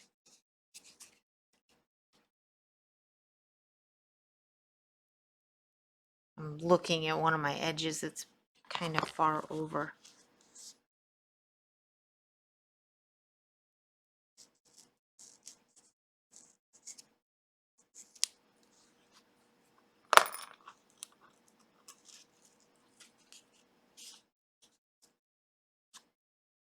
And the other reason why we want to have a deeper base is this has to stand, right? So we want to give it, if we make it too skinny of an oval, it's not going to be able to stand. Now, I mean, I can't get, so do your 3 darts, put a little bit of glue, tack it down. Okay, now come to the opposite side and do the same thing. So it's not going to move. Leave an eighth. Don't cut right up on that foam core on the fabric. Okay. Tack it down so it doesn't shift all over the place as you're working around it. Okay.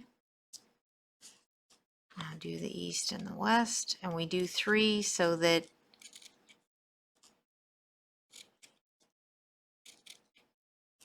you can actually dart them afterwards. You don't dart 3 and you put that center one up there, it folds up.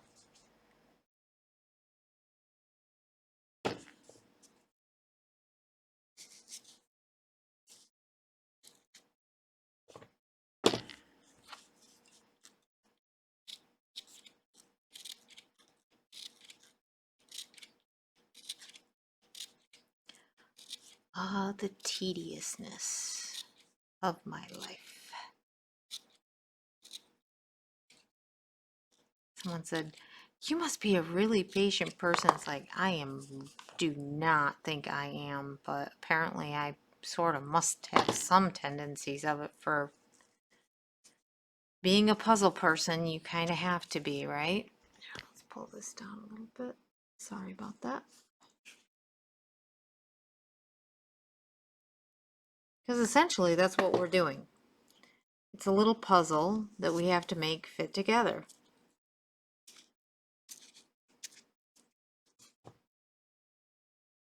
And when it doesn't do what we want it to do, we start again. And we groan. But it's worth it. Because it's a little lovely gift in the end.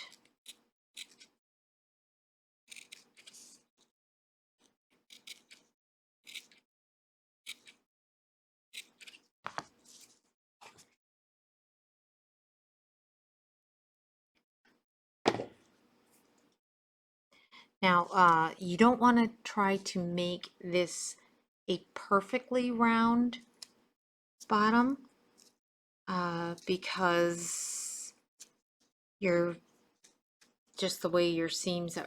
It's an oval.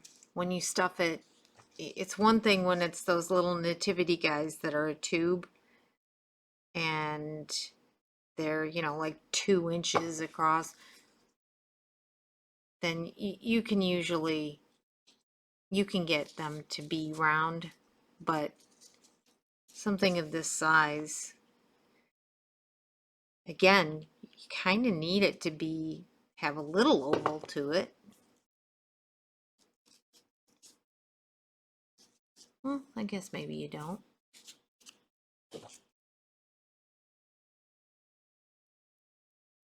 But the issue is where the seams come together, because they kind of have a little point out. You got to fill that gap. Okay, how much more do I need to get in there? Definitely some.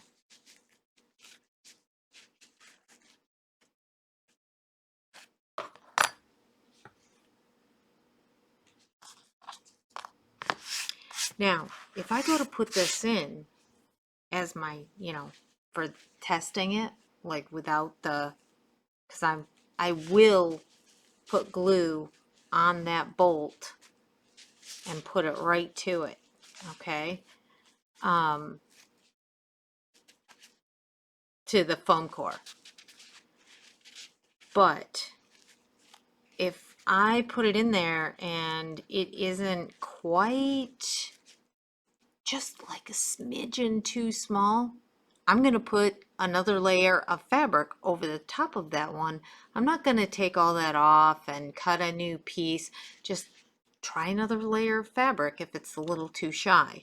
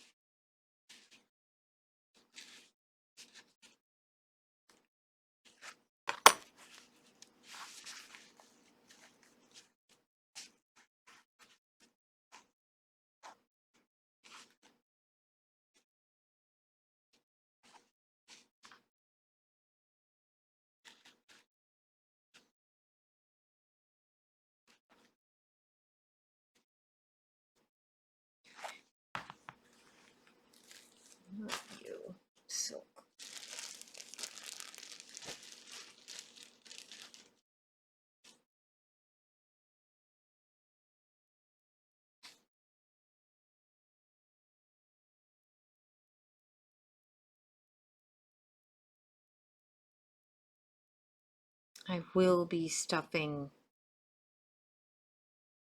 some in and around it as well.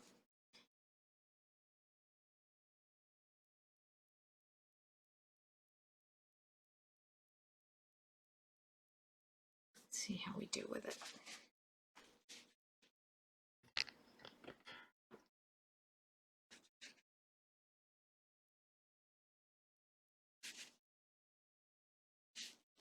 Oh, it's just so poofy. It just wants to poof out.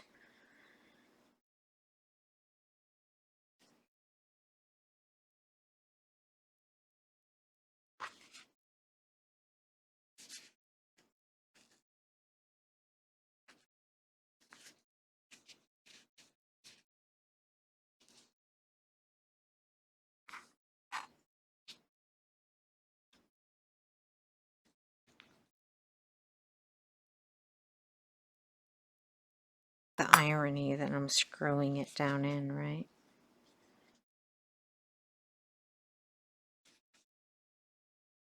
Whatever it takes, right?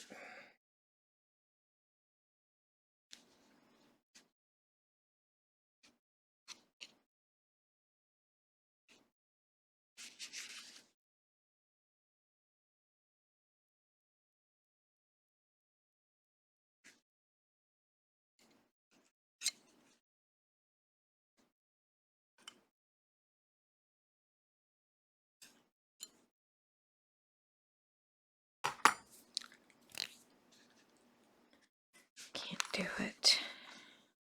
Boop, boop, boop, boop, boop, boop.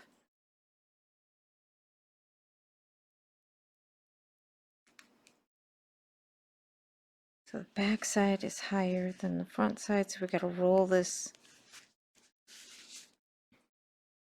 Gotta roll this material under some. I gotta bring it back up here.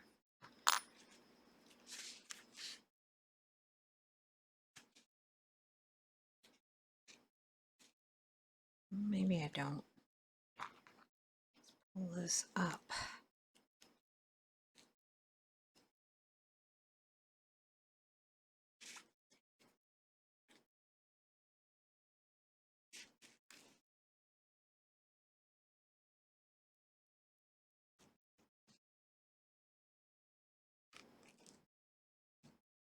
Trying to pull some of this folded fabric, that folded part, and push it down in.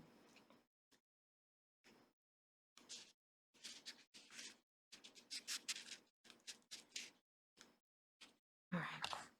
Well, for a minute, we're gonna just work on putting some more fluff in here.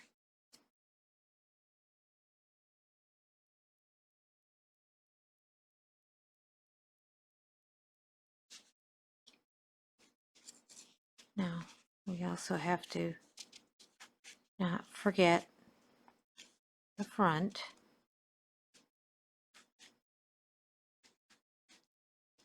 Right? So what happens with these things is they kind of get a dent if it's not filled. And when you grab them, you can feel that there's not enough in it. Well, one good sign so far is that it is definitely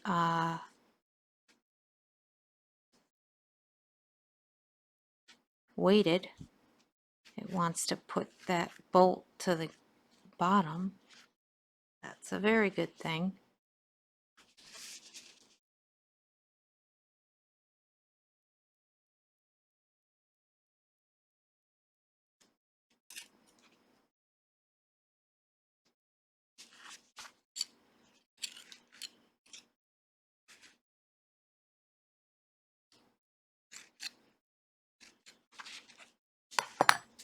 Ooh, oof. That's some serious poofage. But I can still feel a void right there. So we're going to put a little more up in there.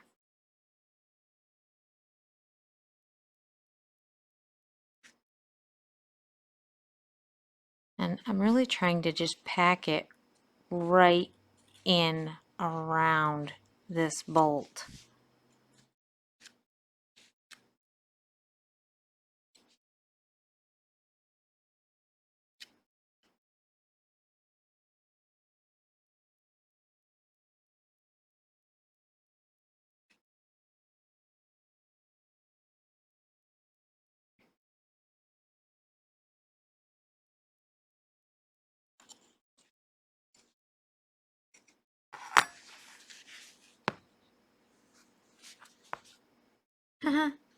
Look at that. Now, I still feel like this material is low compared to, let's get this pulled back out.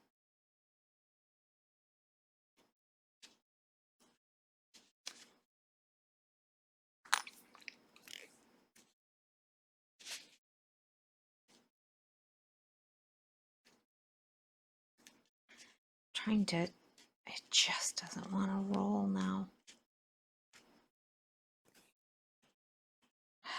Damn it. Come on. What's stopping you? Probably because it's there. Yes. There. Sorry. You see?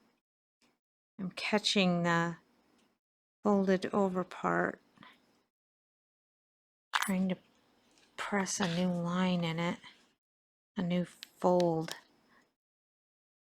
But I don't want to scar the fabric either, because if I got to pull some of it back out, I could be in trouble.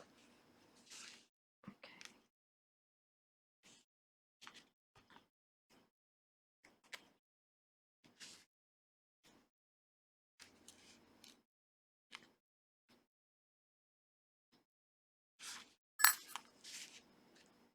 So I'm looking at it this way. That's what I'm looking at. And that fabric was another 1/8 of an inch higher. And we don't want that because we don't want it to, we want the cording to lay right. Okay. And we want the base to sit right and. Okay. Now I've kind of overpacked.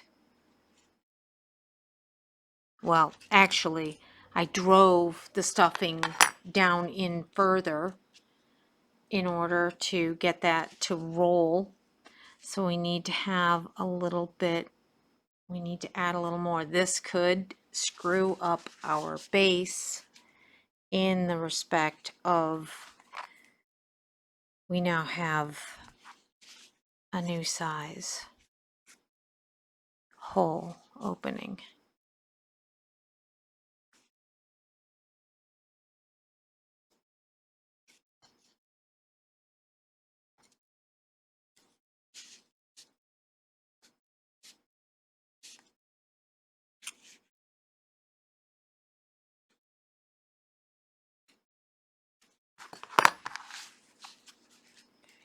And you need to go inside.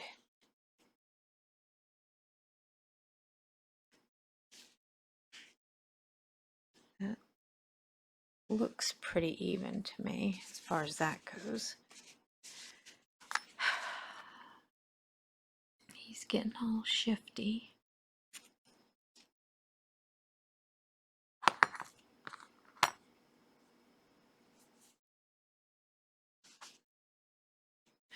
I want some fluff to just sit right inside here.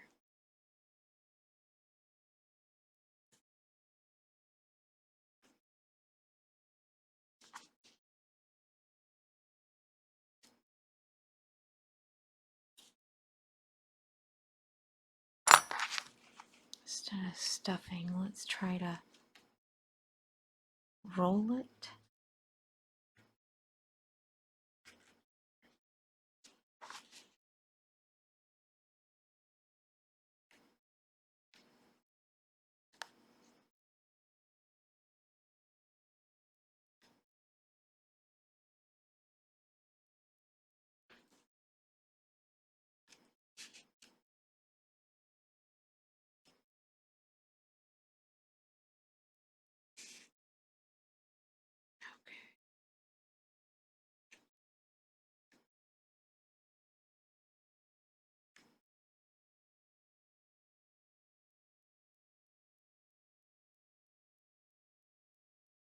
Hey, you.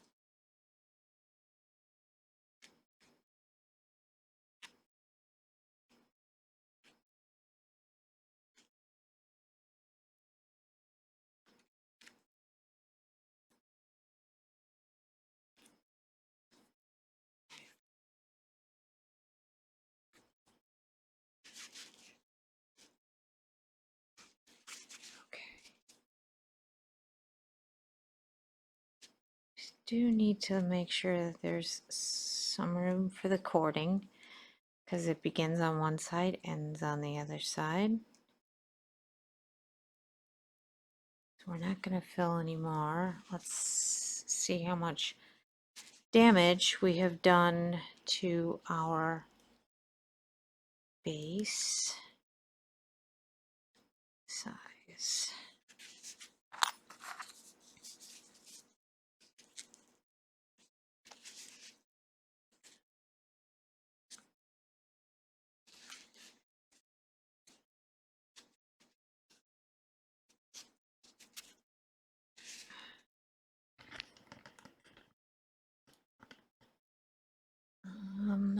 Hold on a second.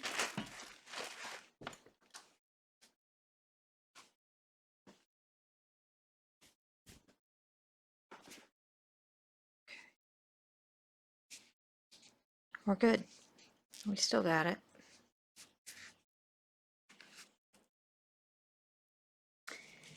Now, I am looking on the seams to try to make sure that they kind of hit the same. And you might be going, Kelly, that really doesn't look like it's gonna fit. We make it fit.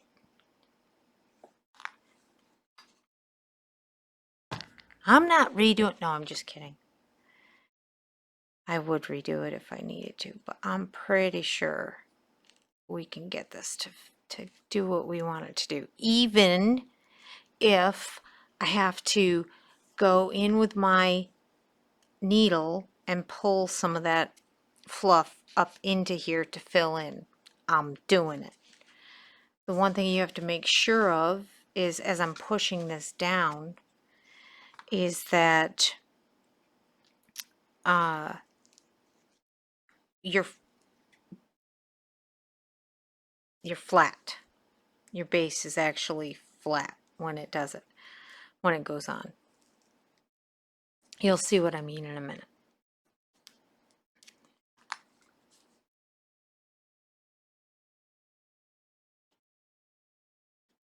Okay. You can see that I'm grabbing a couple of stitches like that, and I'm bringing the pin up through and into the base. Don't go in real far. You don't need to. All right. So what I was talking about before is I want to look from the side and see that it's going to be flat. And you can see how that is sitting right on that edge.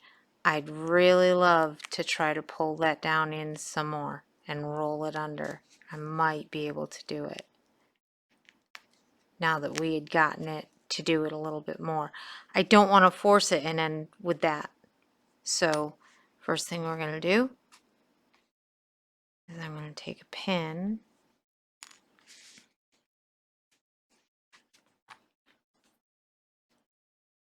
and we kind of have to mess with that one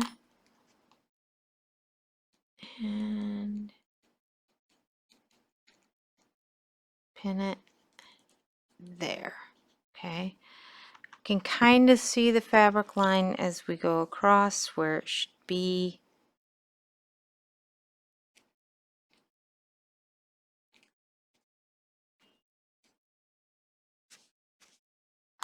Let's try taking this. We're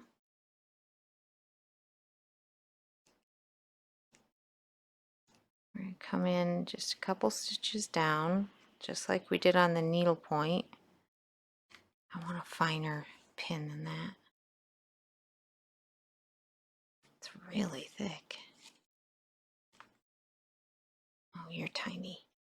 So we're going to come in there, come up, and force it to go under. Oh, cheese and crust.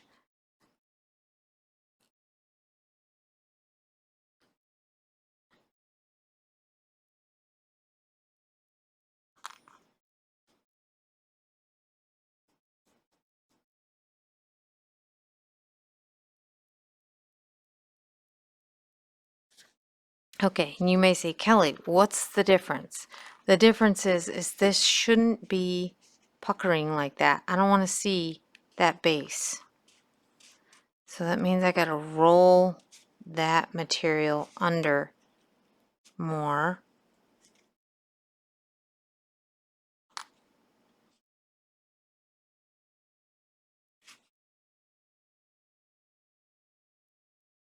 And I am stressing those seams out that I have hand sewn by how hard I've stuffed it, just by the way. I just noticed that.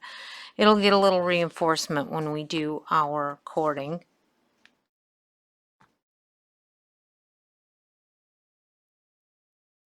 Okay, we're going to come in here. We're going to come up there.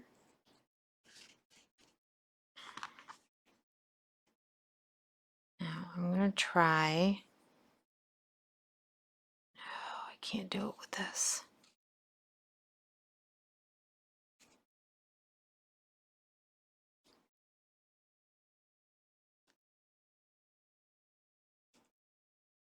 There we go. Trying to smooth the fabric that's there. But also, we're going to slide our down in. We're going to pull some of that fluff back up into this area that kind of got pushed down.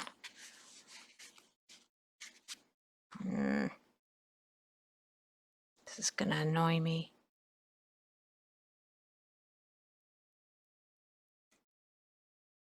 But see, I don't want to pull that back up. I want it to go under. So, it's going to get fussy with me. I'm going to get stuffy with it.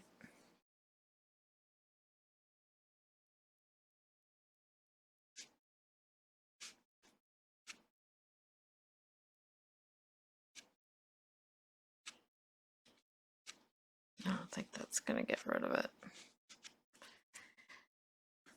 Okay.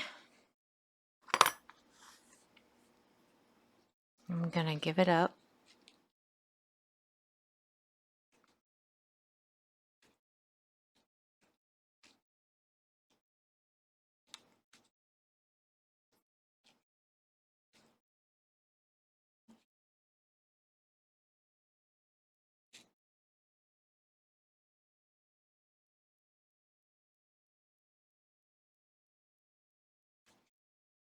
Okay.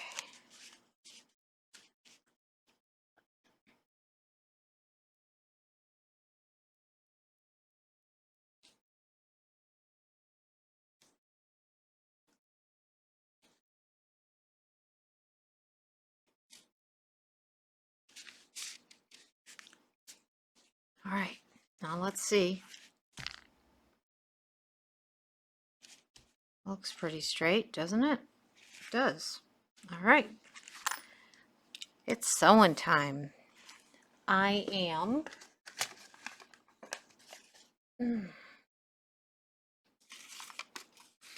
cracking out my, which one are you? You're 21, like 23 gauge needles. So if you're wondering what these are CS Osborne. I found them on eBay. They also have, they have them on Amazon too, I think. It is so super thin. I tried to go in and start doing other areas that had a little bit of glue on them, and it broke. But it just is so smooth as you're stitching with it.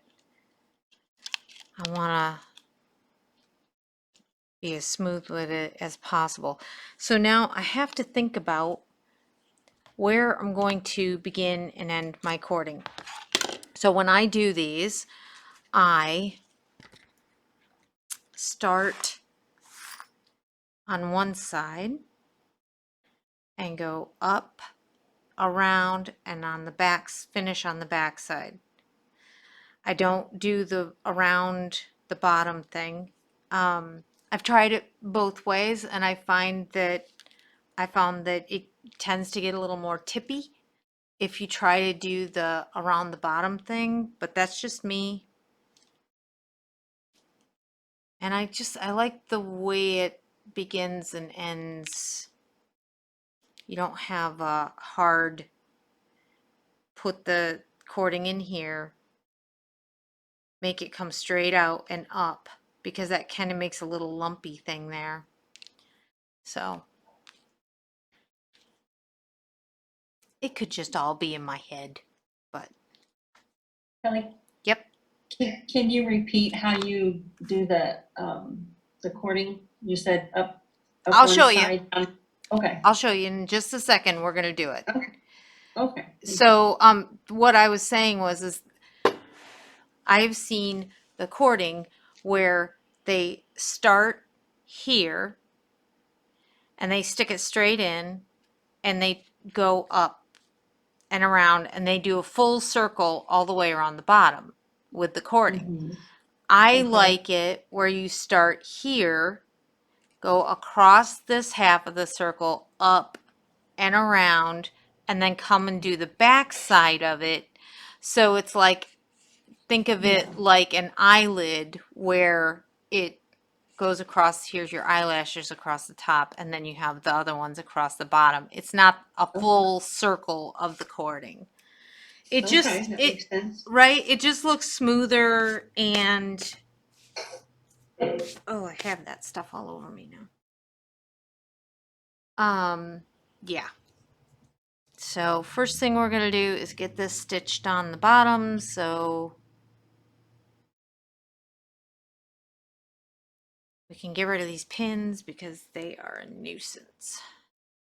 All right, so since I want to start here, my cording here, I want to go all the way around and end here. Now, if you accidentally start on the wrong side, just make a knot and start a new cord on the side you want, because I've done that too. It's like, oh man, I don't want to put it up this way. All right, so whenever I do an end like this, oof, that side just is nothing but trouble. I go back into it like that, and now I start to sew.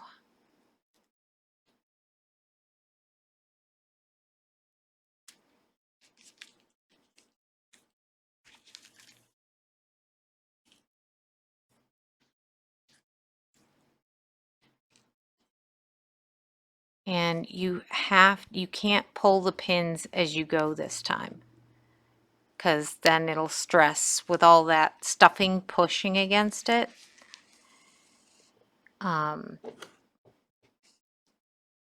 You'll be fighting.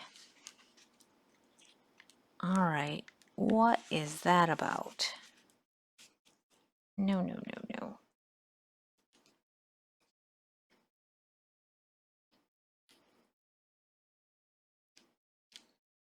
I know what that's about.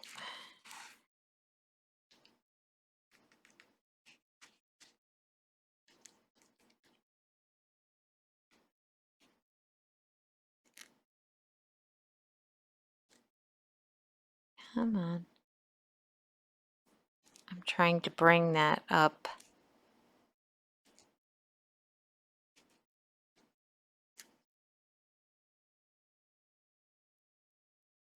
Right. Do it on the material side, and it's not wanting to do it. And the reason why I switched over to this needle is because when we get to the back side and it is the two silks together, I don't want a big hole tearing through it. I want the lowest profile needle point I can coming into it, the smallest gauge.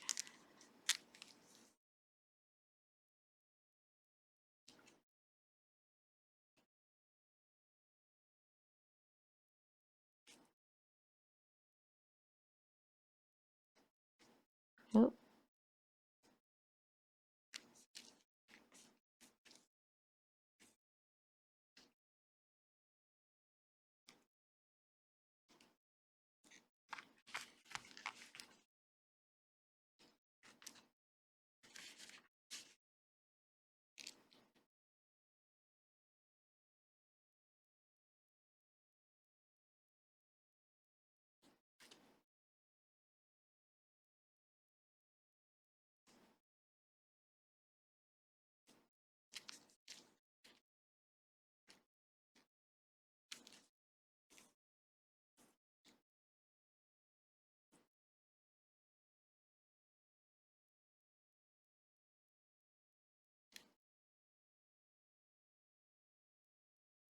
Don't forget to leave a hole for your cording.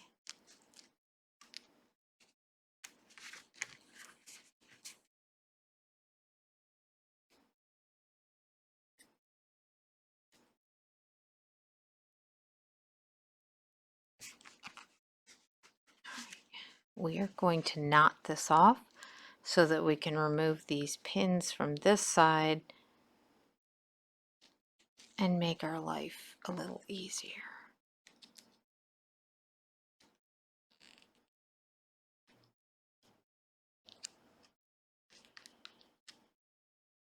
Come on.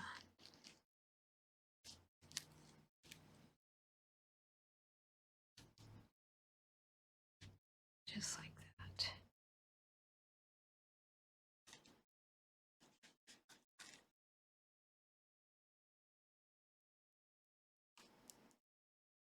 Interesting.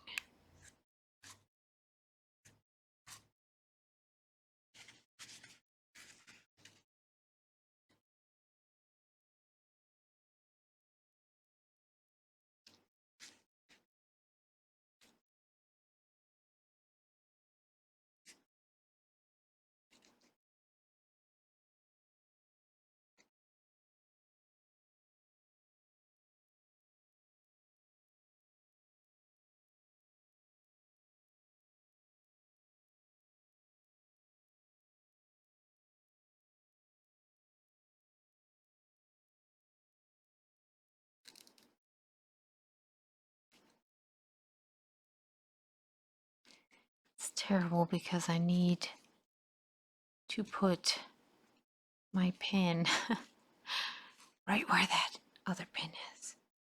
Oh, that's a terrible pin.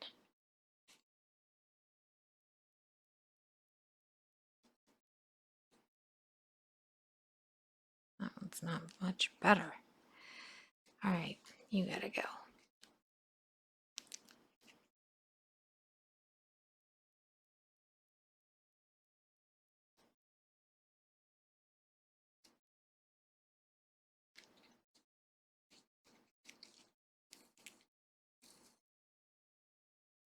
So one of the things we have to be careful of as we're sewing around any of the stuffed stand-ups is that we don't nick our machine stitching because the pressure is so great on it that it breaks, you better grab a pin fast and get it, the pressure taken off of that seam, because otherwise you'll end up with it exploding all over the place. And your seam is just, it's under pressure, so it's just going to keep unraveling. Most common places I've had that happen is usually in those pointy, deep V's, those severe angles.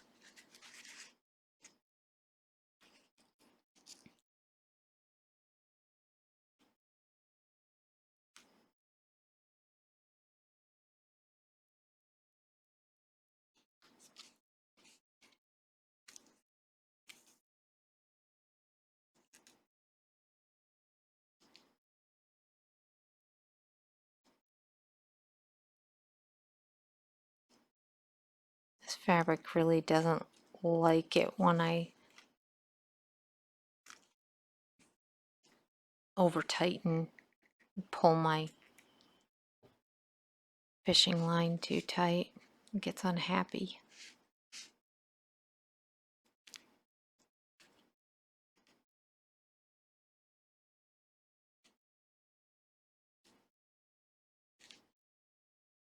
Better stop doing that. Okay, gotta go in the front now.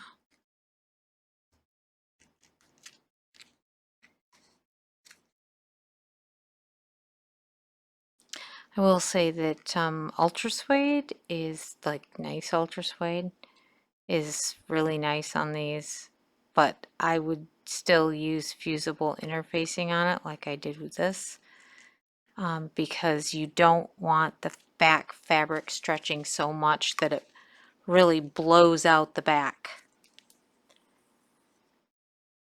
because you can overstuff it, because it's really got quite a lot of stretch to that fabric.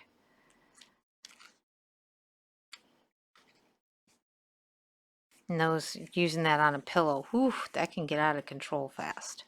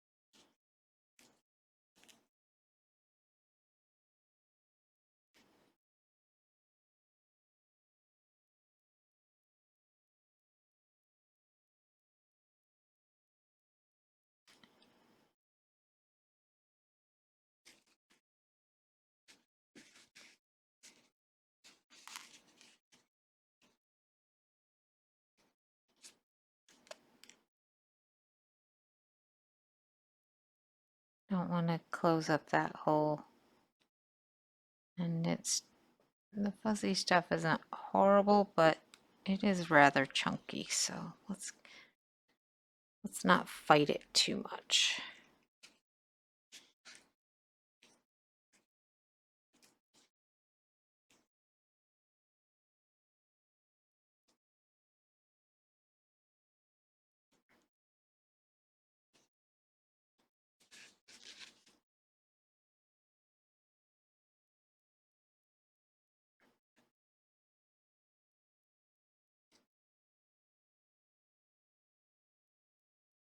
I'm going to take that right around to the front so we can start recording. Let's get these pins out of here.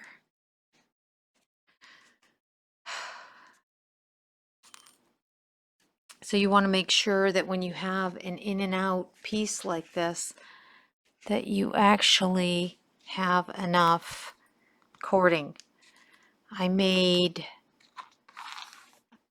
4-foot piece. Why do I feel like this is not turned out all the way? I don't know. Okay, I gotta stop messing with that because cording's gonna move it all around and I'm just gonna end up going back and doing the same thing over again.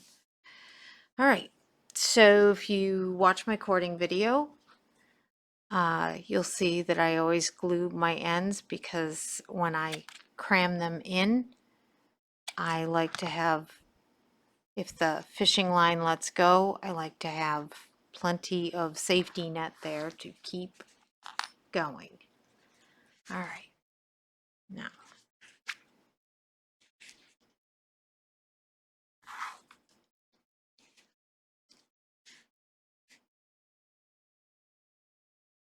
I am on the other side.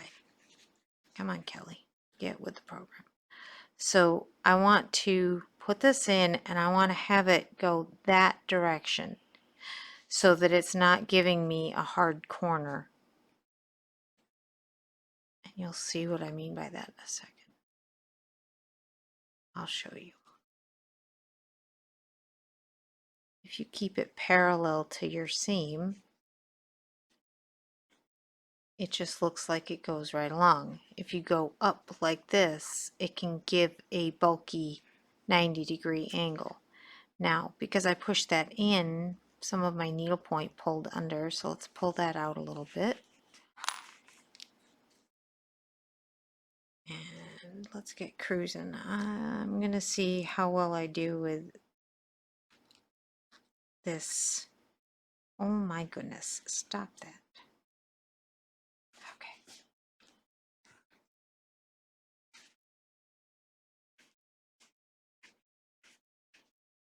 It's slippery fabric. All right.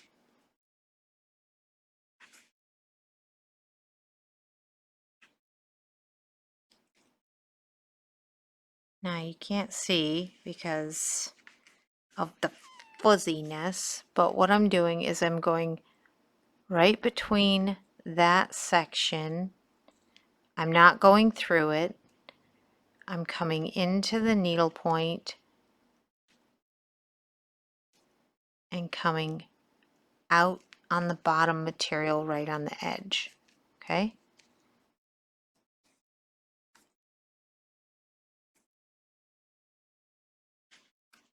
And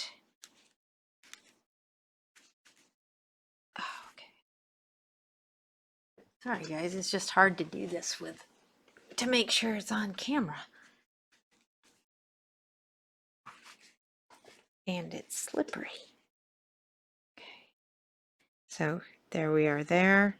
I want it to lay back through, where am I? I can do this one. Go in that section, into the needle point,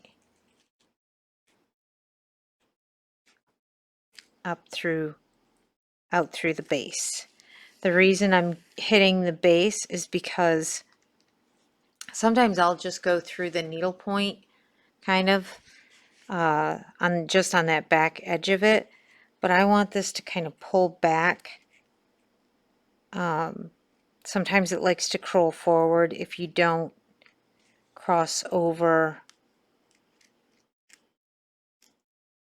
onto both sides. And since there is no gutter here like on an ornament, it's really important because there's no place for it to sit, so it'll kind of go, oh, I want to roll this way. Oh, I want to roll this way. I don't care what you want me to do. And it just helps.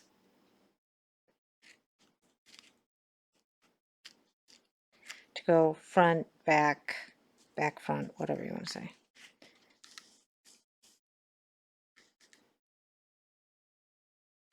Also, the reason that I keep the needle point towards my left hand always when I'm putting cording on is I'm coming in from the back to the front and going around. So any little fishing line boo-boos that might be seen are on the back side. So they, you know, are definitely not within general eyesight unless somebody flips it over. So if it's just sitting on your mantle, nobody's going to see it, or are less likely to. But with my OCD, I take the thing back out again and I undo the cording and resew it on from the point where I didn't turn it over enough. Okay, so we need to make sure here that we don't block our hole, because we're going to come around the back side when we come back around, and that's where we end up. Okay.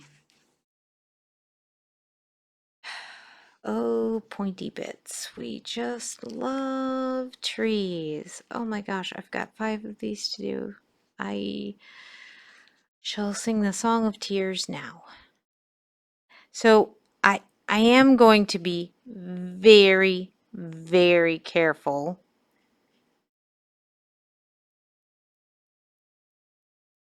I do need to try to come back. I am not going to torque down on this fishing line and rip through this silk. It's one of the reasons why we use the fusible interfacing on fabrics that are like this. And you could see that it was already under a lot of stress. That was a pretty big hole, and we need to kind of be on the back side of it so that we can cover that little fishing line that we can see. All right, so now we got to come up. Oop, oop, oop, careful. Nope. Come on. I'm pushing the fabric with my thumb a little bit to try to get that curved needle to come up through in the place that I want. Okay, so now I've come past that corner. Okay.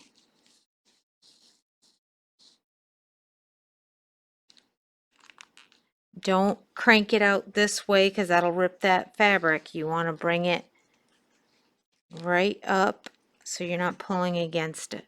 Okay. So now we're going to come back.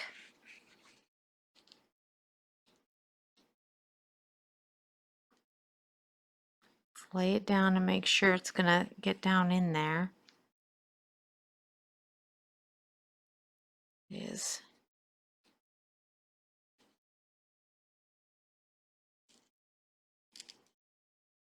Ah, sugar. We don't want to do that very often.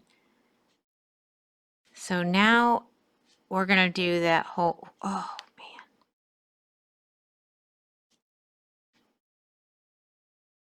There. I'm going to try to keep it on the seam of the needle point. Every once in a while we'll tick it to the back.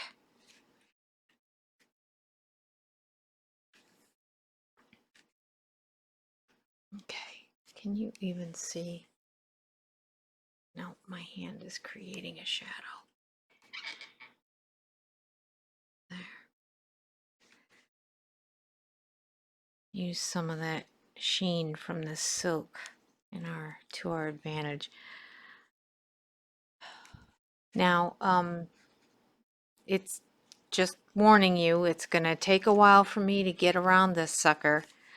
So, I totally understand if you need, if it's gone too long, but you know, this is what it is. It's a lot of hand sewing in a certain respect. And it always takes longer when I gotta talk.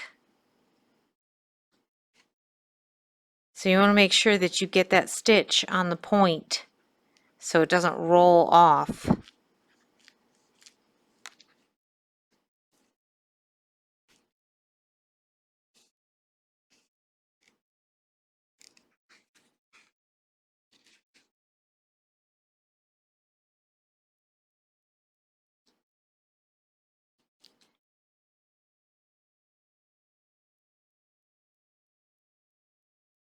And you know, that's a pretty decent amount of fishing line that's hitting down on that. The reason why I go back through the diagonals of the twists is because it allows that fishing line to lay right down on it in that, right in between them. So then it hugs nice and tight.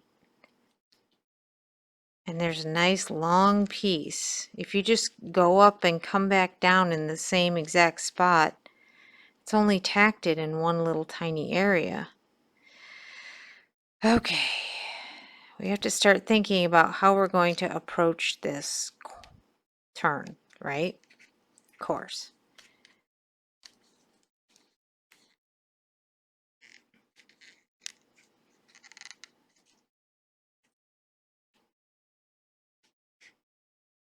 So, come up, come back to here, and up to there.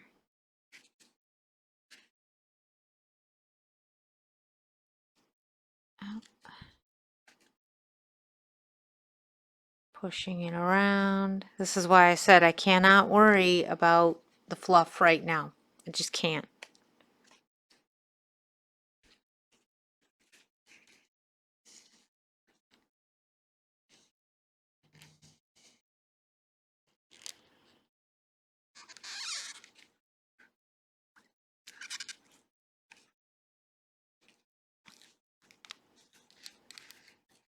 All right, so now we have to push that cording up in.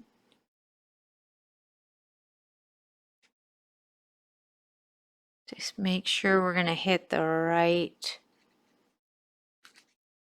place. Kind of hard. I feel like I'm like all fingers today. All right.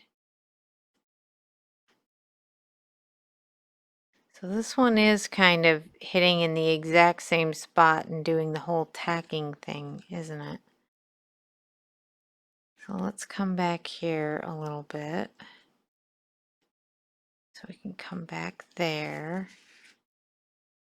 Now we're going to do something a little weird. We're going to not worry about going to here. Oh.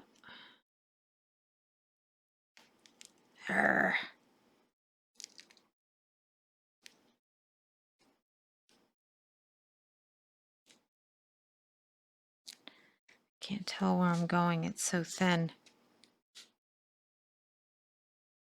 Nope.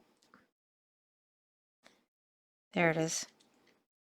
We're going to go right through that point.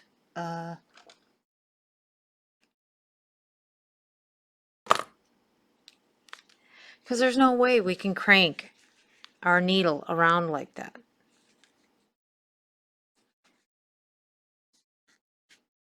All right, let's see how we do with getting that cinched down in. Okay. Not horrible. But we now, see, it hasn't even touched it. So now we're just going to go in the hole of the next stitch, come back down, like try to get on that back side there, right?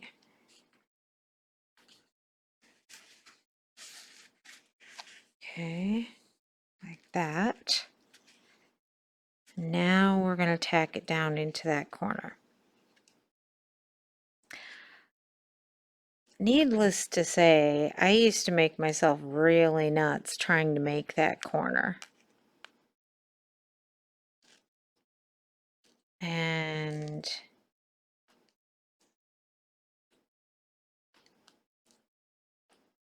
then I finally said, I quit doing these. No, no. Just go through. Now, does it mean that your little point here can't have fluff driven up into it? Maybe. It doesn't want to have it when it's this small anyway. There's kind of practically no way to make that backside poof.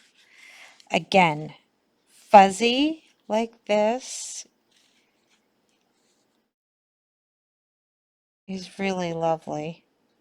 All right, we got to come back in here and we come back down to this point. We are way too far away from it. And we need to tack that down as it goes on the point. Okay.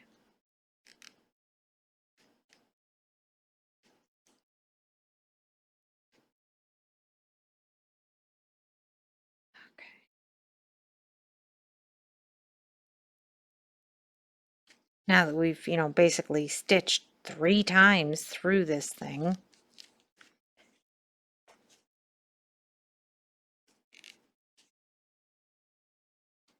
But it's in there nice and tight.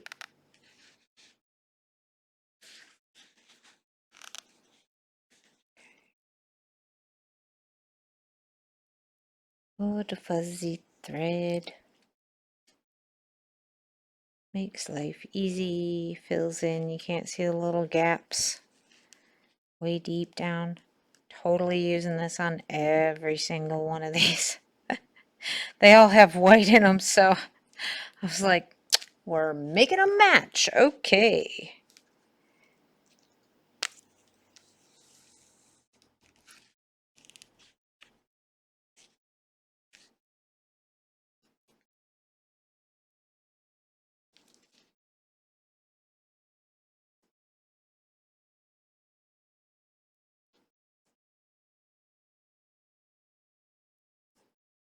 Try not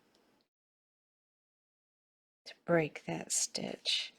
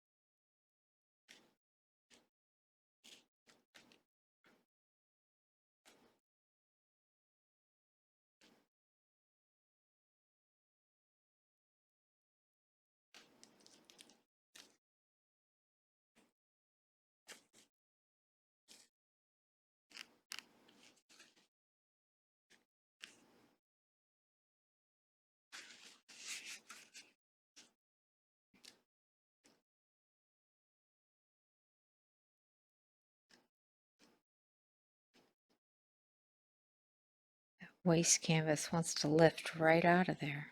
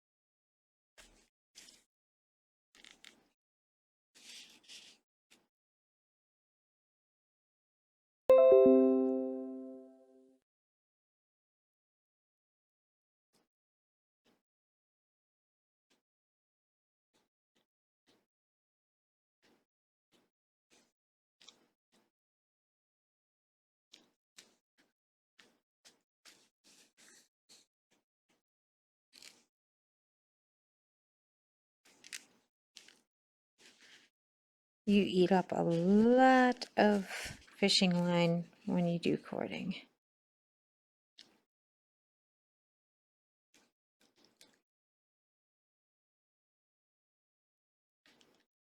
Basically doing a back stitch here.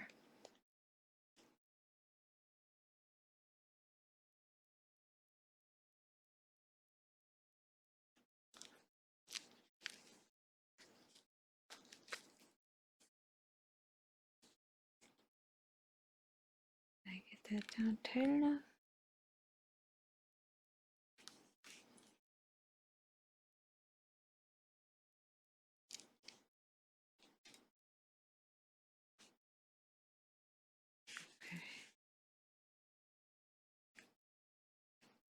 This fluff is so hard to see.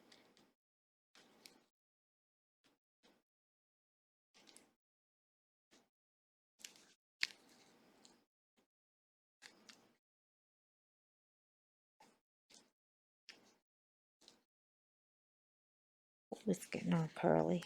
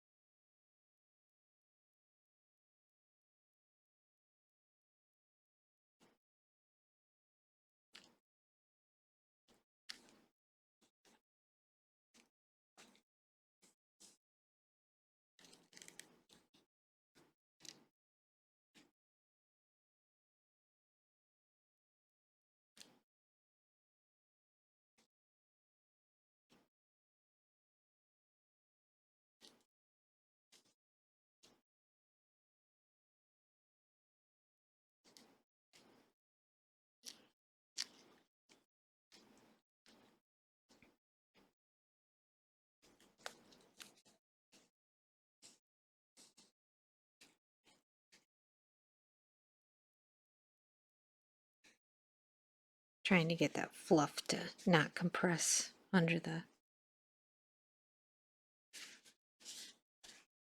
fishing line.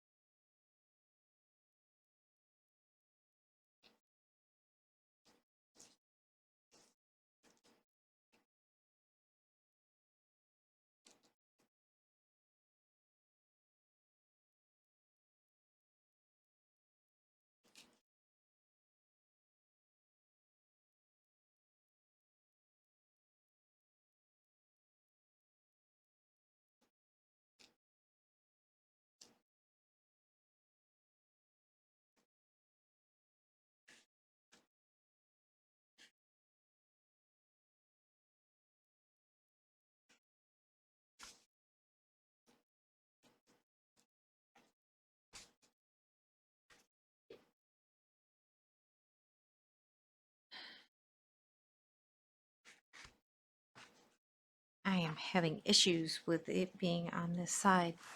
Hold on, let's try getting rid of that. See if that helps a little. I'm working against the weight that's at the bottom. Like, no, I'm heavy. I stand up.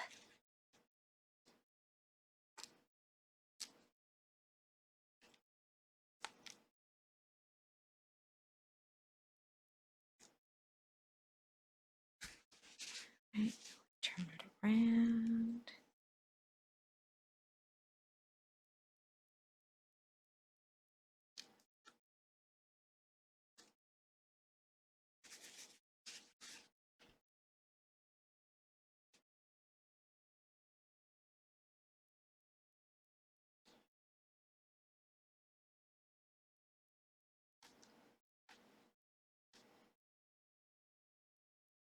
Mm, mm.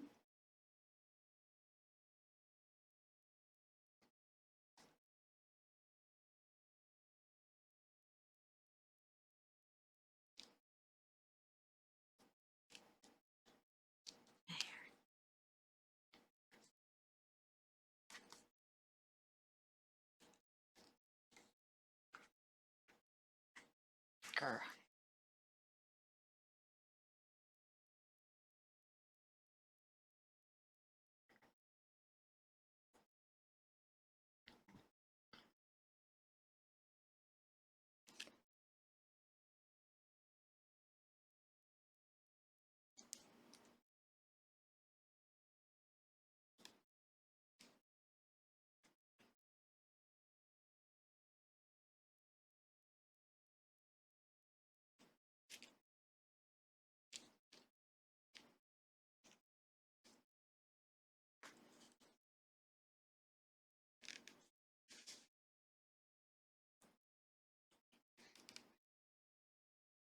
Alright, gonna knot this off.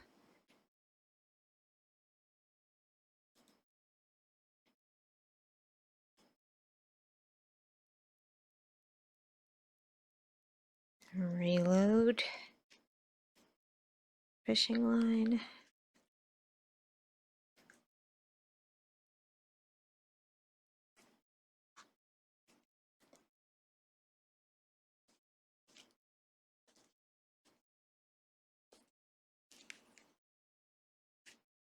All right.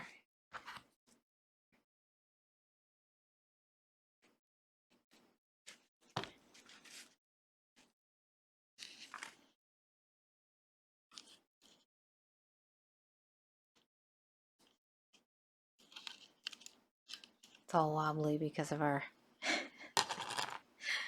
piece that's under there, and the backside doesn't have it yet. Keep seeing this fishing line. I think I'm cutting my own. Jeez.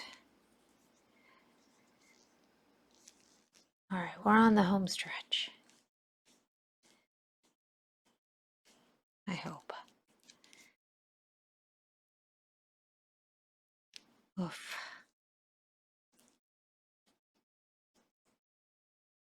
That is getting beat up. When we get to the bottom, I'm gonna have to fluff that guy before I should be able to go around him. I shouldn't have to go through him. I should be able to do it after.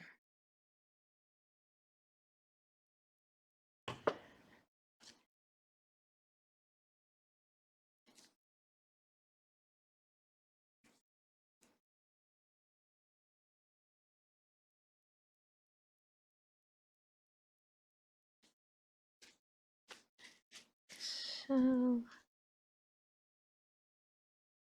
that, I think that's where our knot is.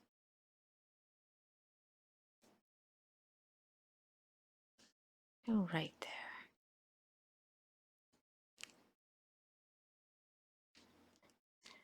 And hope we don't regret our choice. I don't regret. It's another good thing about fuzzy.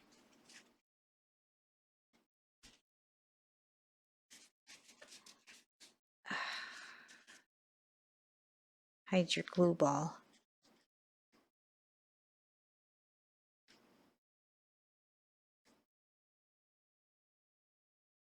Sometimes I can get it to sink in. Should have made it slightly smaller.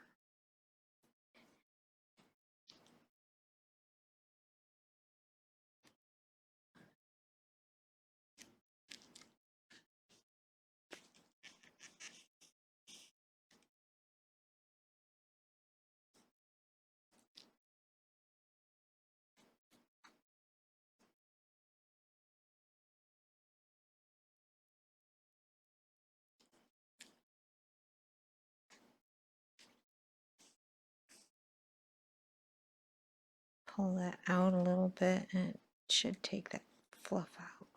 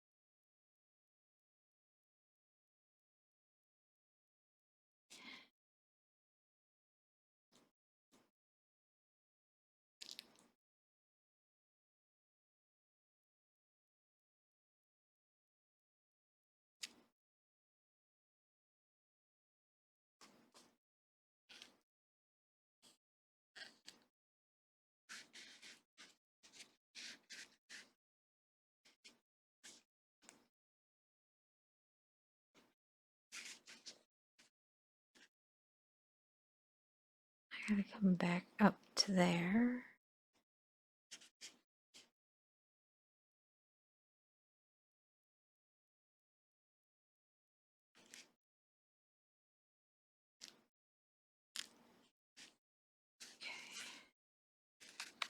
Ow.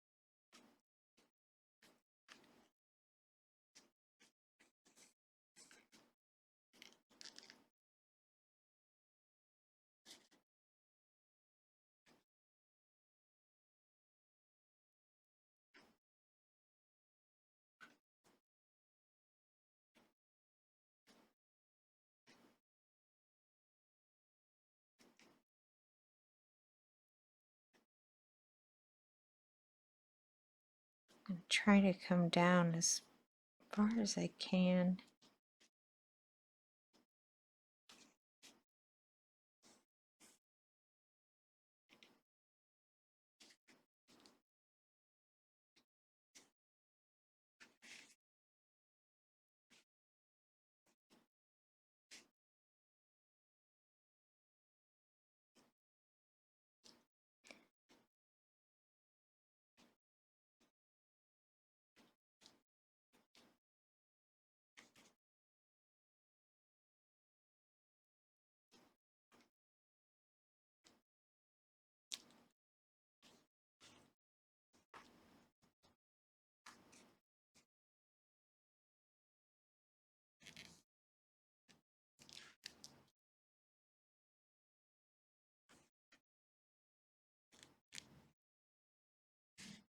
Surprised that needle didn't break with that move.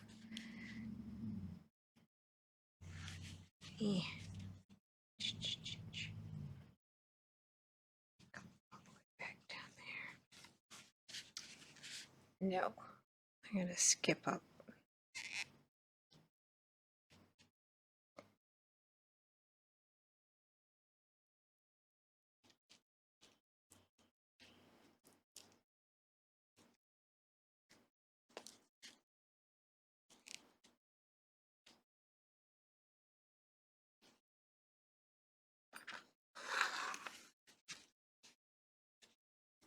In case I have to jump through it, I want to try to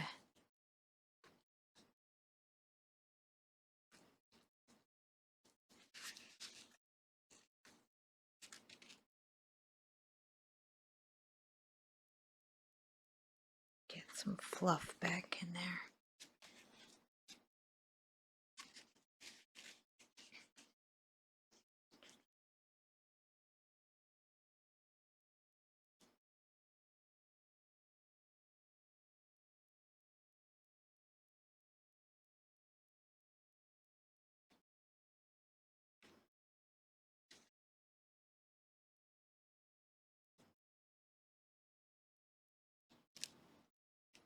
Ooh.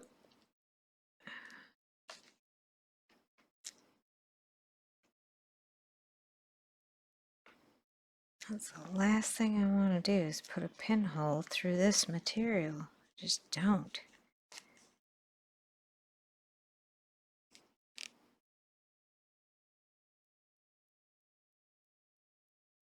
I'm gonna jump way back down here. Ooh. Oh, dang it, again. Sorry.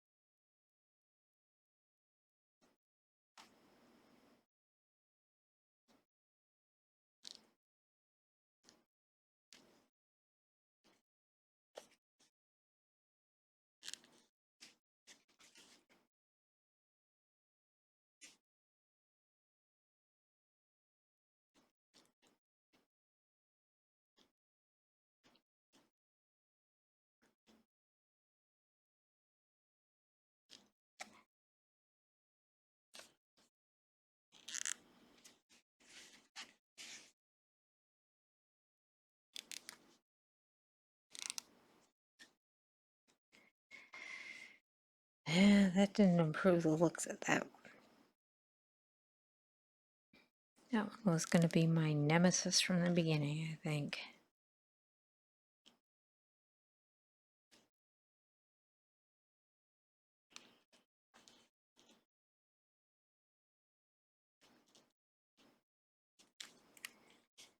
And the beautiful thing about this, because you finish and end same spot, there's no, or in two different spots, you don't have to marry them.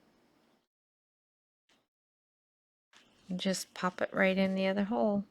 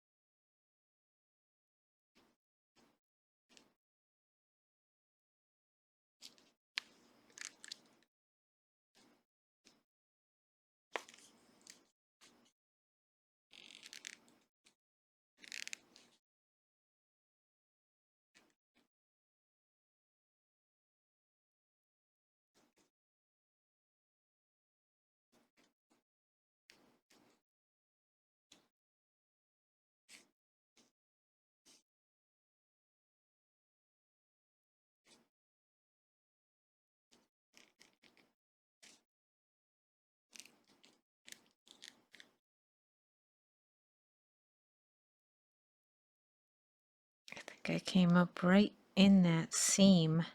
And I'm not hitting any fabric, so I need to grab a little.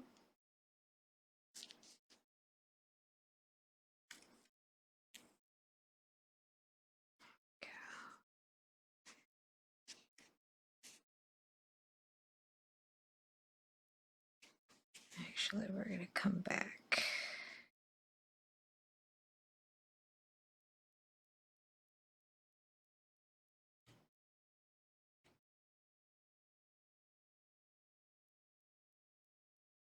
We're going to come up to, yeah.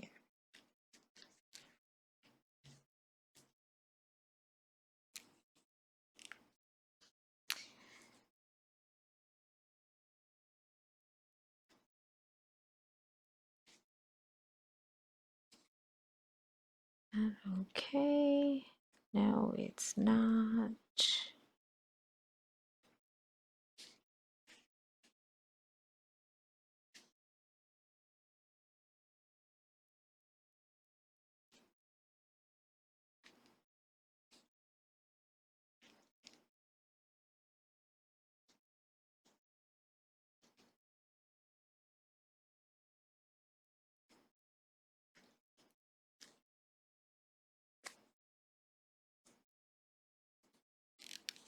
Kelly, Oh, yeah.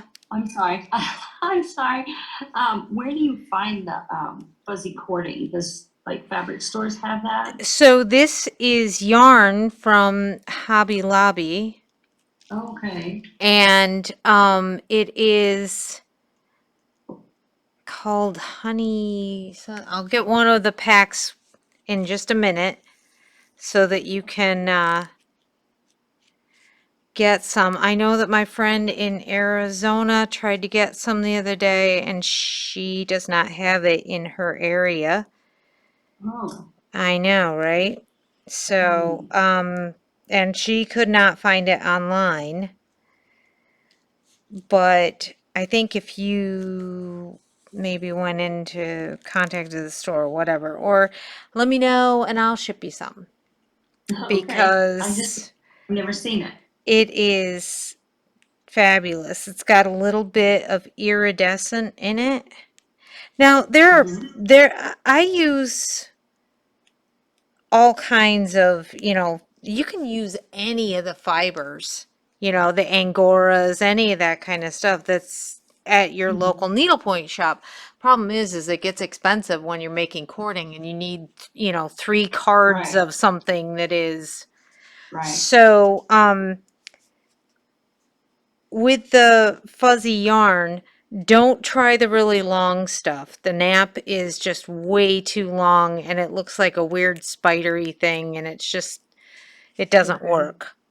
So any of your plushes that have, just your fuzzy, soft kind of things, They work nicely. I don't know what craft stores do you have around you? Joanne and Hobby Lobby. Okay, so if you have, I find that our Hobby Lobby has more yarn than our Joann's does. But we Okay. only have, on the Cape, we only have a satellite store. We don't have a full-size Joann's Okay. because, we have to stay quaint. So, um, but there's a lot of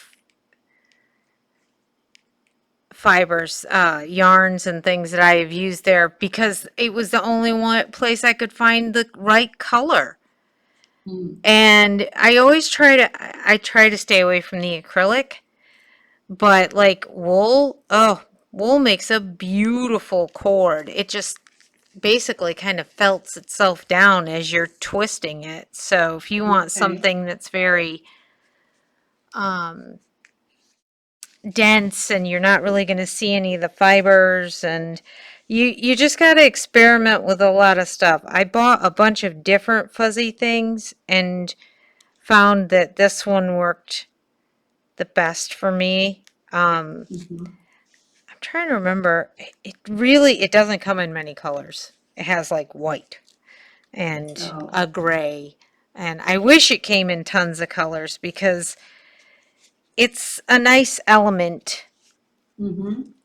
especially with as much Christmas as we do. Mhm. So, all right. Give me a second and I will grab that package. I took a picture of it for someone the other day, but it doesn't mean it's on my phone anymore or that I could have put it in a text and don't even have it on my phone. I hate that. Oh, I'm a little concerned. He's listing.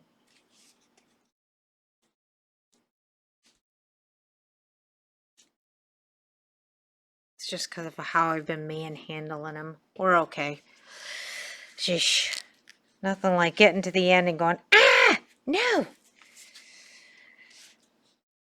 Because it seems like that's all I've been doing with these classes recently. They have not, they have been great learning moments for everybody, but making me nuts. All right. So we bring it a little past, not a lot, because we don't want to have to cram a ton down in there. Okay. So I'd say like an eighth to a quarter past. Now, that's a lot of yarn that I have there left over. I definitely overestimated when I did this. I did 5-foot strands, which was definitely way over. But now I have it for something else. But, and I only did, this is 2 sets of 2 strands. Because with yarn, you don't have to use much. You use much and you'll end up with this big fat cording. And it'll make sense if you watch the cording video that I did. I talk about that. So I am going to tie this off again because if I don't, it'll unfurl and I'm going to, for once, save this little bit of cording because I don't usually save scraps because 90% of the time the color combinations I use, where is that? There it is. Isn't applicable to another ornament, but my white fuzzy stuff can.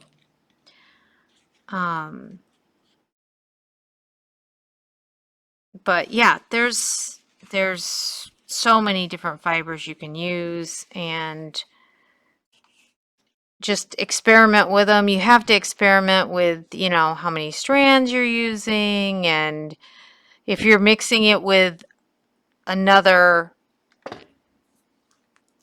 element for color, you know, if you wanted to do blue and white with this and you were using, say, pearl cotton with it, you have to kind of figure out how many strands so that they balance out and they look even. You don't want one giant puffy side and one not, because then when you're sewing it on, it does this weird undulation thing and it can be difficult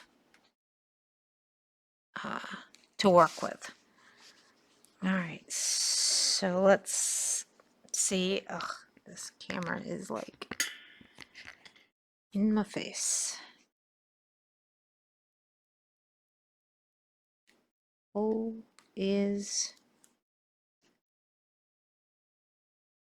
there.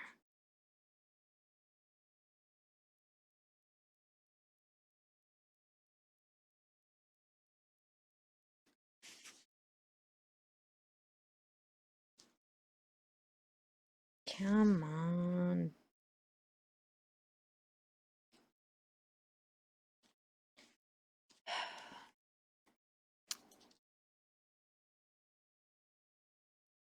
Oh, there. There.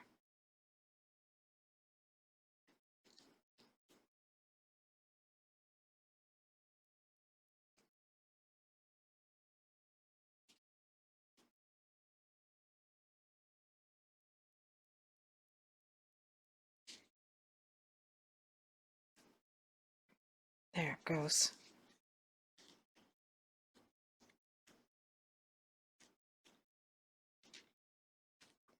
Again, you want to try to have it be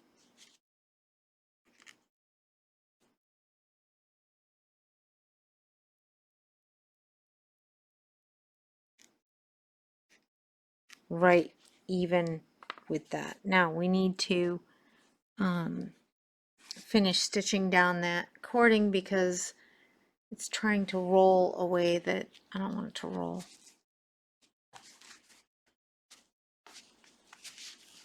Goodness. Okay.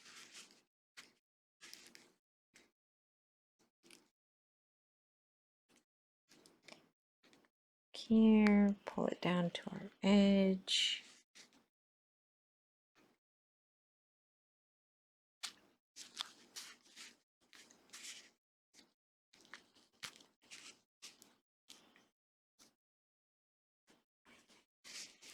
And now I gotta slide it back under the cording.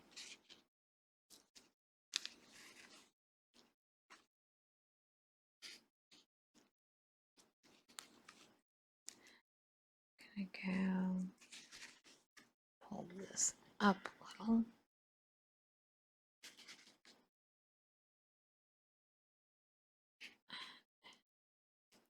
Through the backing.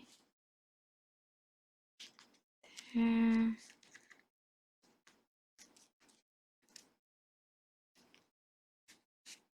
Just like that. Yeah, and you know, I don't like the pre-made cording because a lot of times it's twisted in the opposite direction. And so the way doing it, sewing it on so that all your mistakes are potentially on the back, you can't do it going the wrong way, going the other way around. It just doesn't work that way. All right, I gotta put that. Where is it?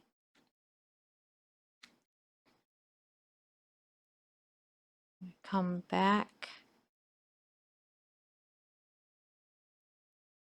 under the bottom fabric to where our hole is. And I want to grab, go up through that section.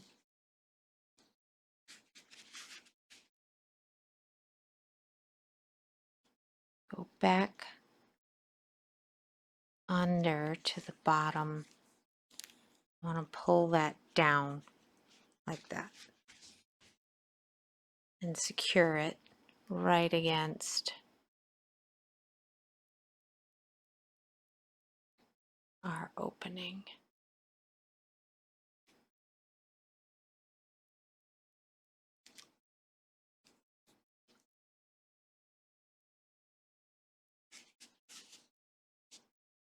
For your first shaped weighted one, definitely pick something that is not too shapely,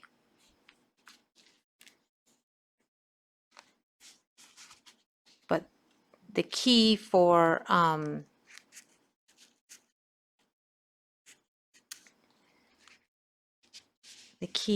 doing the base and the weight is definitely, I've done some where it just barely fit around the bolt. And that's the 3/4 inch one, which is this. So then I had to put, I mean, that's tiny. You know, that's 3/4 of an inch. And you're, you know, covering it with just enough fluff so that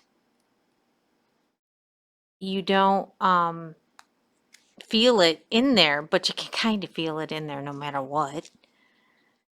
And long tail on this always. All right, now let's do a little, he's listing, which way?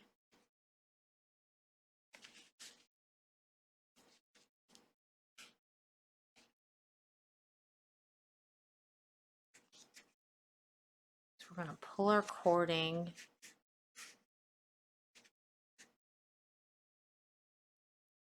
a little. We're going to massage our our tree back into straight. And we're going to pull these, and we're also going to work on getting that fluff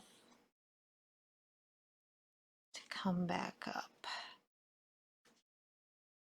Okay, it's a little bit back in there.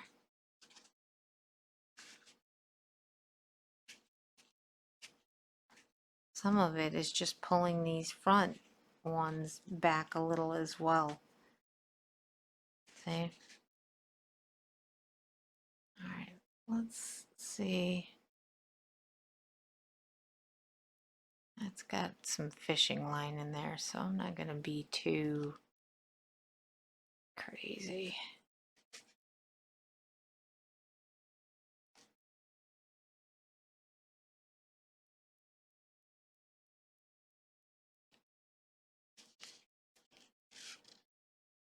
Yeah, just don't think we're going to get a ton in there.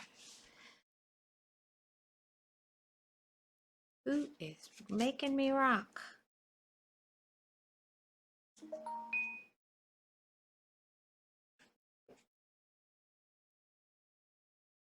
There. Not bad. Stays straight. Let's see. Not too bad. Are there any questions you guys have? Any thoughts? Have I terrified you? Are you never going to touch one now? No, I think you're amazing. Yeah, it's beautiful. So when I get all 5 done, I'll take a little picture, group picture of them so that you can see them all together. But if you start to do something and you need some help, I'm here. You just get a hold of me and we'll do a quick Zoom or a little video chat. I don't have an Apple, so I can't FaceTime. That's what it when you don't have one, you forget these things. And I will try to get this uploaded, starting to upload tonight, so that hopefully you can have it in a couple of days.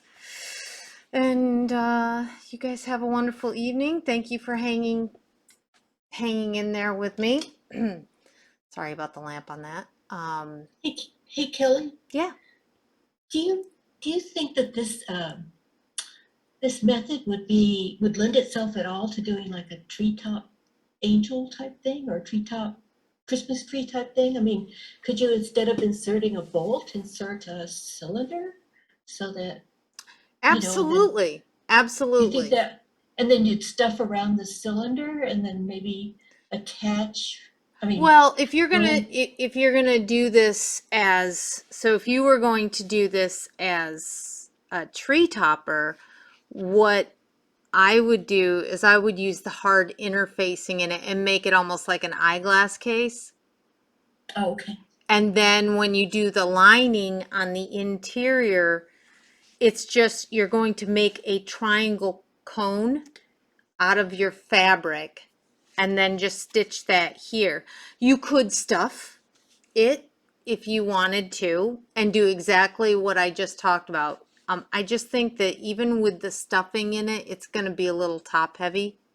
okay, But okay. if you like the shape of it, I mean, that it's 3D more Mhm. than like the flat ones that you do for tree toppers, you can give it a shot. I mean, if you have to put a little reinforcement at the top of your tree so it can sit up there, Yeah, yeah, right?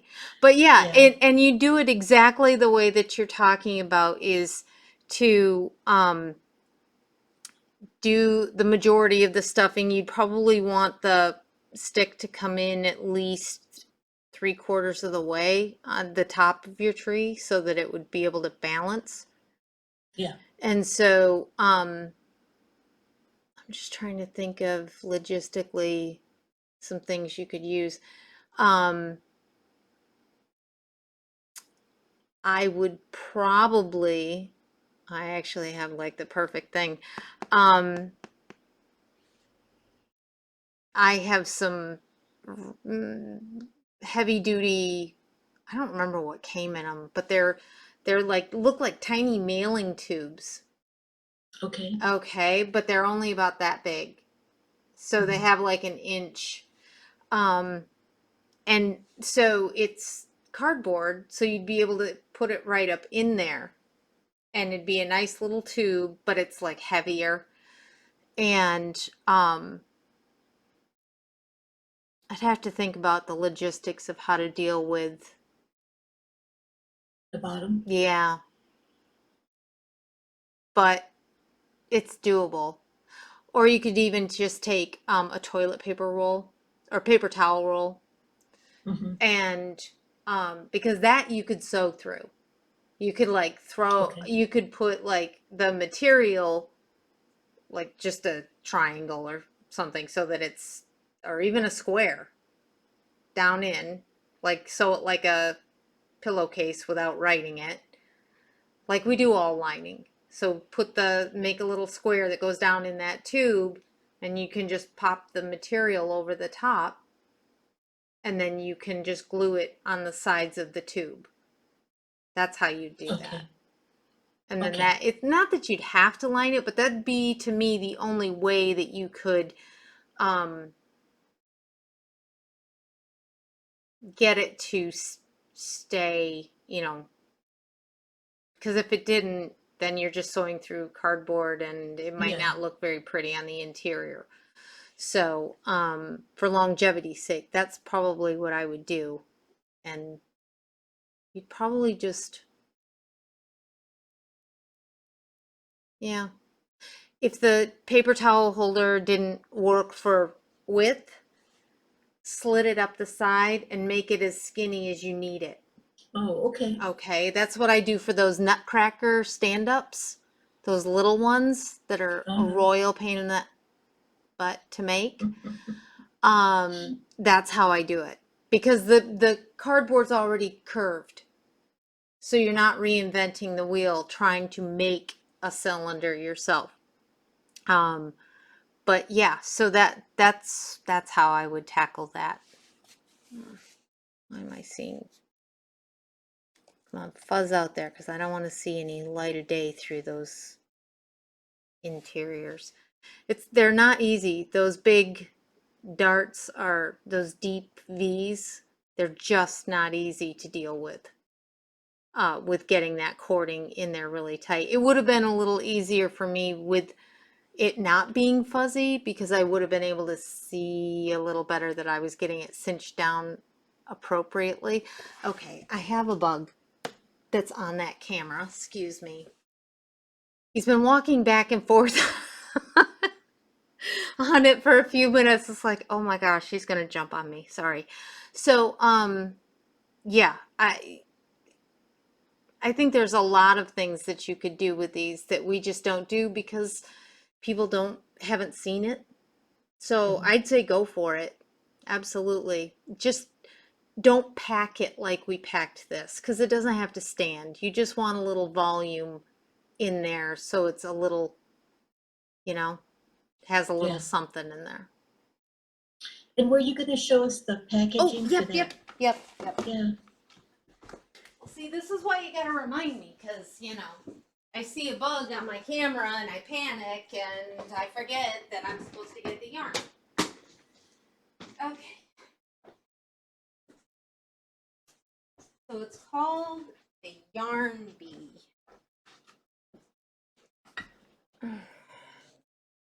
And that is, I'll take a picture of it and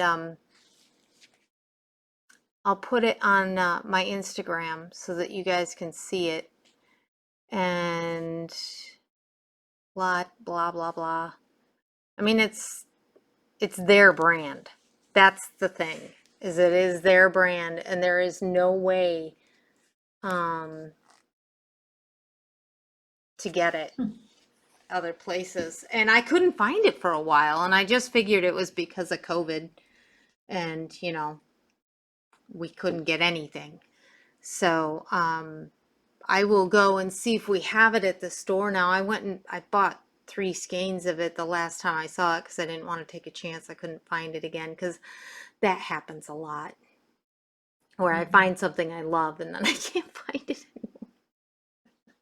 well, it turned out just beautiful. Well, thank you so much and thank you again for taking the class and I hope that you guys I can't wait to see your trees or your stand-ups. Yeah. Well, You're- thanks, Kelly. You have a good Yeah. night. Take care, Thank you so everyone. much. We appreciate it. No problem. Bye, Priscilla. Bye. Bye.